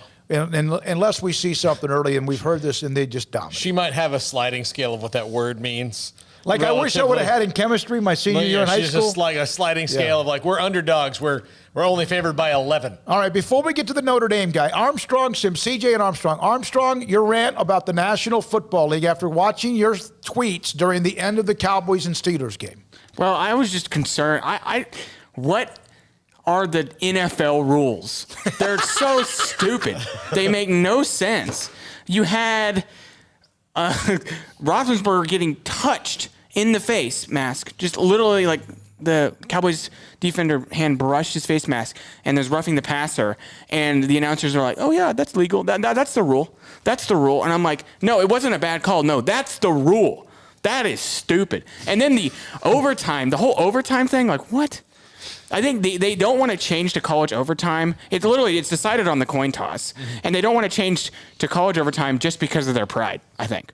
Yeah, they know that we're the elite program. There's no way we got this wrong. Yeah, we're not going to lower ourselves to college football. Now they've made it a little more difficult in overtime. Not quite yet. If you go down, you have to score a touchdown, and the game is over. But the other team may not touch the football, which doesn't make any sense. But well. I've never been a fan of that. I mean, I understand you got to put your defense out there, but you give one team an opportunity and then there's no response to it unless they kick a field goal or whatever. Yeah. I've just never been a fan of that.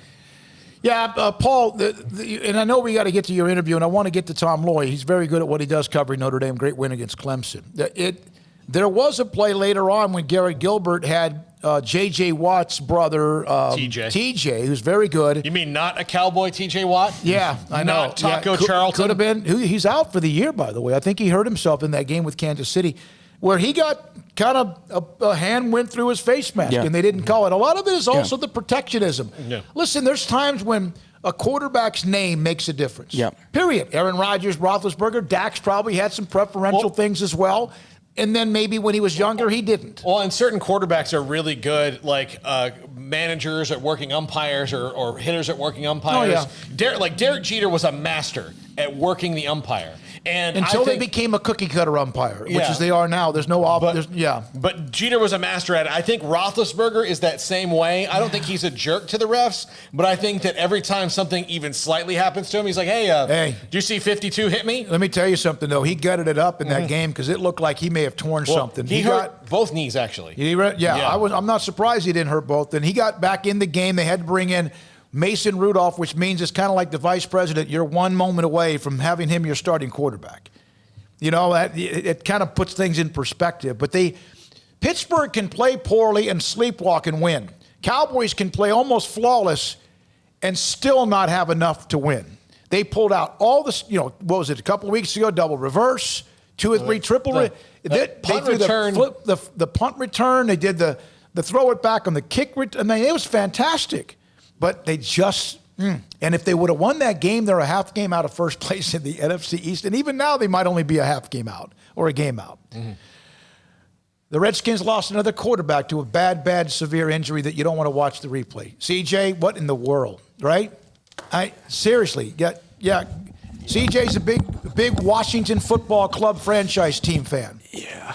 I'm convinced that maybe just because their name was the Redskins, they've just cursed everyone who plays quarterback at that position. Like starting at RG3. So like Jim Zorn, or was it Jim Zorn or Mike Shanahan, who has just cursed Shanahan, the city of Zorn, Washington D.C. yeah. So here's what I'm wondering.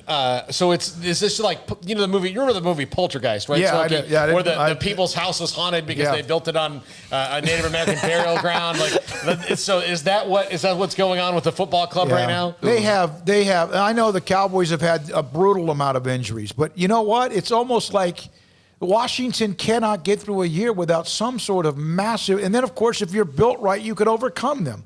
Look what some teams are doing without their starting quarterback or starting running back or whoever it might be. They're just. Well, I think it's going to be really weird when the Redskins get a top 10 pick and then spend it on another quarterback. I mean, that's not even a joke. Yeah. That's actually, I'm being dead serious. They're going to probably go get another quarterback. I mean, I don't see any reason to believe that they feel like Dwayne Haskins is the guy. And, I mean, Lord knows they're not going to go D-line again. They don't need to now at this point. So, I mean, they got a lot of issues, and, until they get the quarterback spot right, it doesn't matter. It doesn't matter what everything else is like. Trevor Lawrence is going to have to get drafted in a Kevlar vest. Yeah, and then they lost to the Giants yesterday, which for Washington's pretty good. They have, what, they're 3-6? Yeah, the Cowboys actually have the third pick in the draft right now. With strength of schedule, of course, Giants have 1 or 2 wins, 2 wins now. Philadelphia, the entire NFC East might end up, although someone's got to make the playoffs, and so that bumps them back to the late part of the draft. But see, the Eagles will make the playoffs, and they'll still have the 15th pick. Yeah, I know, because 16 teams are going to get in or whatever it might be. All right, when we come back, Paul Catalina, we have time for it, Paul. Focus in on Notre Dame. We need to do that. The great win for them against Clemson in double overtime. This is Sic'Em365 Radio. Muscle-wise nutrition. Who are they and what do they do?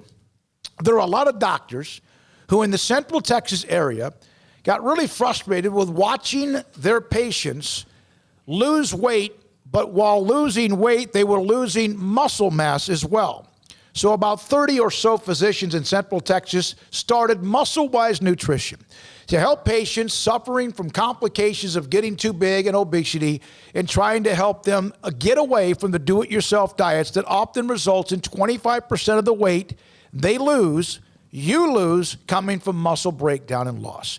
They needed an approach. They came up with Muscle-Wise Nutrition, a substantial weight loss program targeting fat, sparing the muscle. Dieters are seen weekly by coaches who perform detailed body composition analysis. If you're out there and you've tried everything, pills, injections, shots, your own diet, whatever it might be, anything, and you just can't get it done, Muscle-Wise Solution can try to help you out. Please email them at Sic'Em365 at MuscleWiseNutrition.com. Tell them we sent you. Sic'Em365 at MuscleWiseNutrition.com, and one of the coaches will contact you, set you up with a free educational seminar. I know you hate to see time and all that, but it can help you. Muscle-Wise Nutrition, Sic'Em365 at MuscleWiseNutrition.com. With so many companies and policies out there, it gets so confusing shopping for insurance, and I never know if I'm getting the policy that's right for me. Luckily, I met the team at the Niche Group Insurance Agency. With the Niche Group, you can go to one company and get access to coverage options from many insurance carriers, and you get to speak to a real person about your specific coverage needs. With the Niche Group, I know I'm getting the right coverage at the right price. If you need insurance, talk to the experts at the Niche Group at 1-800-258-8302. One size fits all. That may be all right for an adjustable belt or cheap sunglasses, but when it comes to your financial needs, no one wants a one-size-fits-all strategy. Ben Erlinson, your Edward Jones financial advisor, knows that his most important goals are yours. That's why he takes the time to understand your needs, knowing you. That's how Edward Jones makes sense of investing. Ben Erlinson, 100 North 6th Street in Waco, 254-759-8533. Edward Jones, member SIPC. Riverbend Liquor and Wine has their easy-to-access drive-thru open and convenient and clean in-store location on the corner of Lakeshore Drive and North 19th Street in Waco. Riverbend Liquor has the best and most extensive variety of craft beer selections in Waco and Balcones whiskey, including single malt, pot still, baby blue, rye, brimstone, and the all-new lineage in stock. Riverbend Liquor and Wine, family-owned and operated, and a hidden gem in Waco on Lakeshore Drive and 19th Street. And find out more on Facebook and Instagram. Let Camille Johnson Realtors guide you seamlessly through the process of buying your dream home or selling your current one, commercial, farm and ranch, or residential. Camille Johnson Realtors can smoothly and successfully lead you through any transaction. With a team of 28 experienced agents who are excited about serving you, Camille Johnson Realtors services the entire greater Waco area. If you're in the market to buy or sell, contact Camille Johnson Realtors, 104 Midway Center in Woodway, or find them online at www.camillejohnson.com. Camille Johnson Realtors, elegant, charming, warm. Welcome home.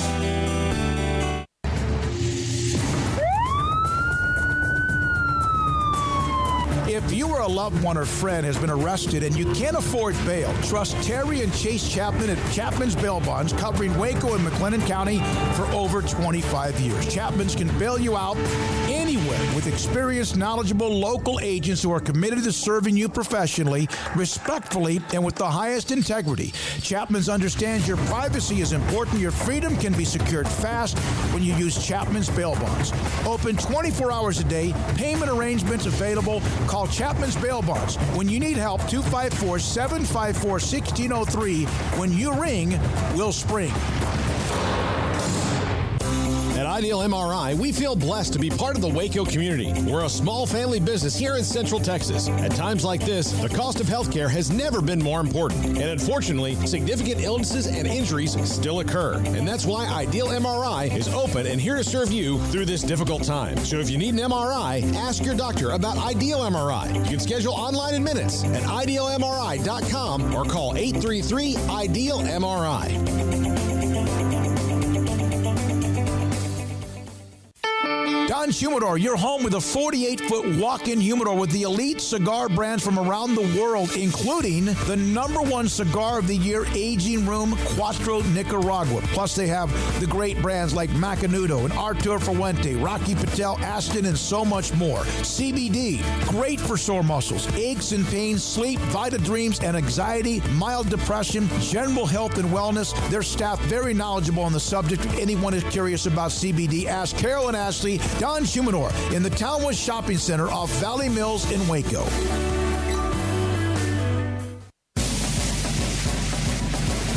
This is Paul Catalina's College Football Focus. Uiagalelei steps up, loads and throws. It's caught. It's tipped backwards, up in the air. It's on the ground, still in Clemson's hands. And now it is down. It is over. And the Irish have knocked off #1 Clemson.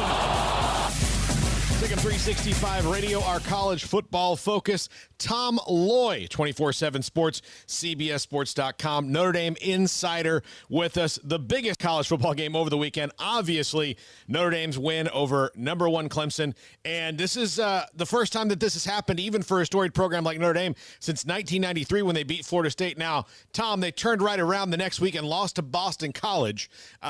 What prevents that from happening? Just we'll get that out of the way right now. Is this a more confident team now that they finally slain that orange dragon called Clemson? Yeah, that's definitely an interesting storyline, but I will say this is a different team. It's a confident group. It's a very locked in and focused group, but Boston College had a back by the name of Phil Dracovic, a name you know. He was at Notre Dame previously after transferring before the start of the season. So I can guarantee you that Notre Dame is going to be completely in both the player staff. They are going to, not have any drop-offs this weekend. And the last thing that they would want is for their season to come to a quick halt and a close by losing to a young man who was once on the roster. So they're going to be completely locked in and focused, and they're going to do whatever they can to make sure that Phil Dracovic and Boston College doesn't ruin their season. Now, if you look at the stats from this game, it's kind of deceiving because you would think that, Notre Dame really did kind of make Clemson play their game most of the time, and you can't stop that Clemson offense. You kind of contain it, and they did that. They did a great job on Travis Etienne, not such a good job through the air, but is this a team, though, that will continue to kind of build on that defense? Yeah, no question. The defense definitely more points and more yards than they wanted and they anticipated. But this is a terrific group. Clark Lee's the real deal. It showed, when it mattered most, at the end of the game, they stepped up and they got the victory on the hands of the defense, finally somehow stopping that high-powered, high-octane offense of Clemson. DJ Uiagalelei is a special talent. Trevor Lawrence very possibly could have made a difference, but DJ did everything he could, threw for over 400 yards, a couple touchdowns. The defense came into the game wanting to stop Travis Etienne, and they were very successful on that front. Obviously, when you go so focused on one thing, you're going to give up another area, and that was in the passing attack. But like I said, when it mattered most, they got the job done. But this defense is a real deal. But you know what? So is Clemson's offense. So it was a battle of wits on both sides, and it was really fun to watch. But I don't think Notre Dame fans should be concerned about the Notre Dame defense moving forward. It really is a special group. Well, and look, and the teams they're playing down the stretch don't have Clemson's offense, but they do. I mean, the next two, BC is the definition of a trap game. North Carolina's coming up, and they're really good. And so those are their next two. This is the toughest stretch of their schedule by far. Yeah, I mean, no question. Like I said, Phil Kovic is a very talented young man. I think if he would have stuck it out, he'd have been the starter next year at Notre Dame. No question about it. And I was very high on him. I was very excited about his potential at Notre Dame with the playmakers alongside him. And he's been very good at Boston College, and I think that he's definitely soaring up. He's a guy that absolutely could win the game next weekend. If he put it on his arm, his legs. He's a dual threat kind of guy. And then you got North Carolina. Sam Howell is the real deal. Great passer of the football. He can sling it just as well as DJ did at Clemson. So if you get through those two games, I don't see too much of a concern with Syracuse or Wake Forest. So, but again, all in all, I don't see Notre Dame losing any of the next four games. Yeah, they've shown to be really good. I think that the Cotton Bowl game a couple years ago really kind of, I was there covering that game, and I remember thinking, like, this is a Notre Dame team that's showing what it can be, but they aren't there yet. This was a big moment for them, wasn't it? Yeah, without a doubt. And obviously, recruiting as well. So I was talking to a lot of the commits and the targets, and this was a game changer. I mean, they were talking about how this simply was going to change the national perception of Notre Dame from a recruit's perspective.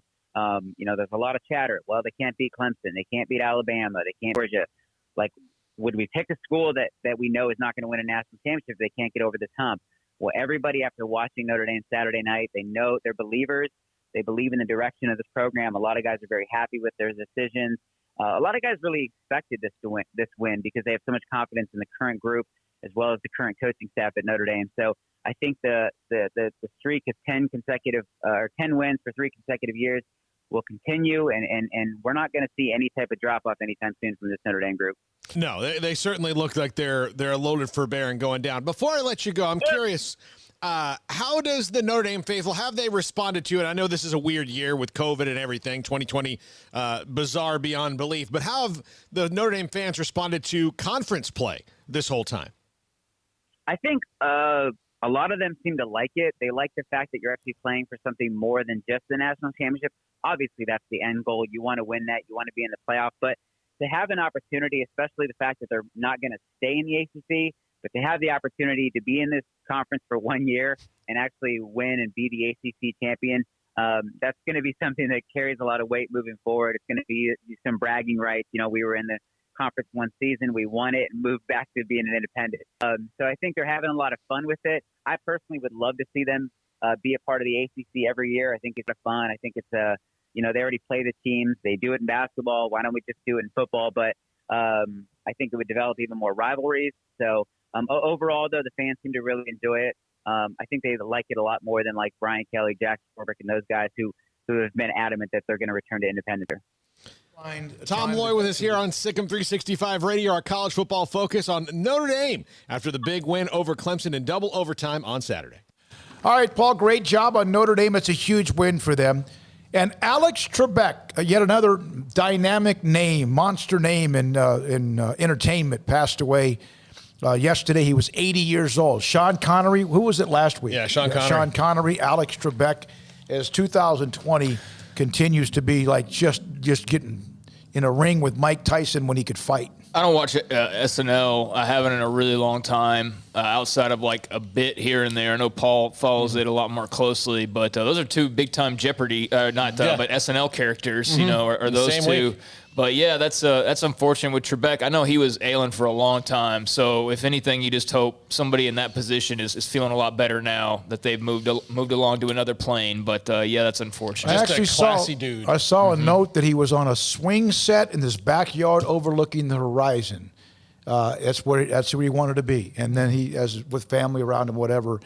80 years old. Is that the longest running game show? I know Concentration. My dad was on that in the 60s. I think he's the longest tenured in a row because Pat Sajak left for a little bit and then came back. But all right, so many people to thank, probably more than I can remember. But let's start with the two guys sitting right in front of us. CJ, thank you very much. Armstrong Sims, thank you very much as well. Also, thanks to Phil Bennett. Thanks to Tom Loy, who covers Notre Dame. Thanks to Kim Mulkey and Dejanay Carrington. Thanks as well to Sam Hall. Thanks to Dave Aranda. I hope that you understand the access that we get is really, really very rare. Most of the place around the country, we appreciate him on Mondays. And then also today, golly, I just went completely blank. Thanks to Kevin Hoffman at Mart and Greg Jacobs at Crawford. Craig? Yeah, I want to talk about the game, specifically the game a bit more tomorrow, because there was a lot of different things to unpack from that. Positives more so than negatives, but I mean, the good news is they looked a lot better. I mean, that's the overall kind of feeling is they looked a lot better, and you can see signs of where they might be able to go. They need some time, man. They need some consistency and some time. But The Price is Right is the longest running game show. Okay, thank you. And Jeopardy is number 3.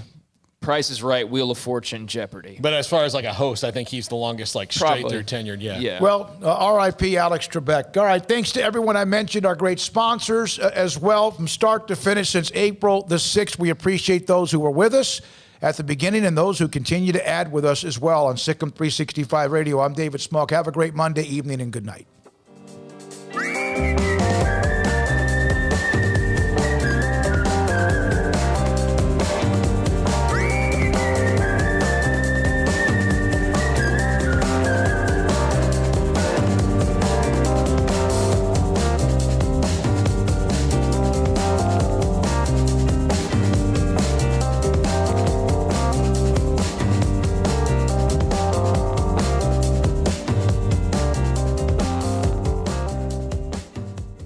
Are you a Sic'Em365 super fan? Then try out our premium subscriptions at Sic'Em365.com. Stepping into the boots of a U.S. Army officer can add confidence and leadership skills to your son or daughter's career path. See all the things they can achieve in our boots at GoArmy.com. U.S. Army Waco Recruiting Company, 254-598-8131 or 254-776-1543. Waco's newest gym, Halo Athletic Center, 5725 Bagby Avenue, right behind Region 12 and across the highway from the Central Texas Marketplace, where motivation, inspiration, and hard work are the driving force.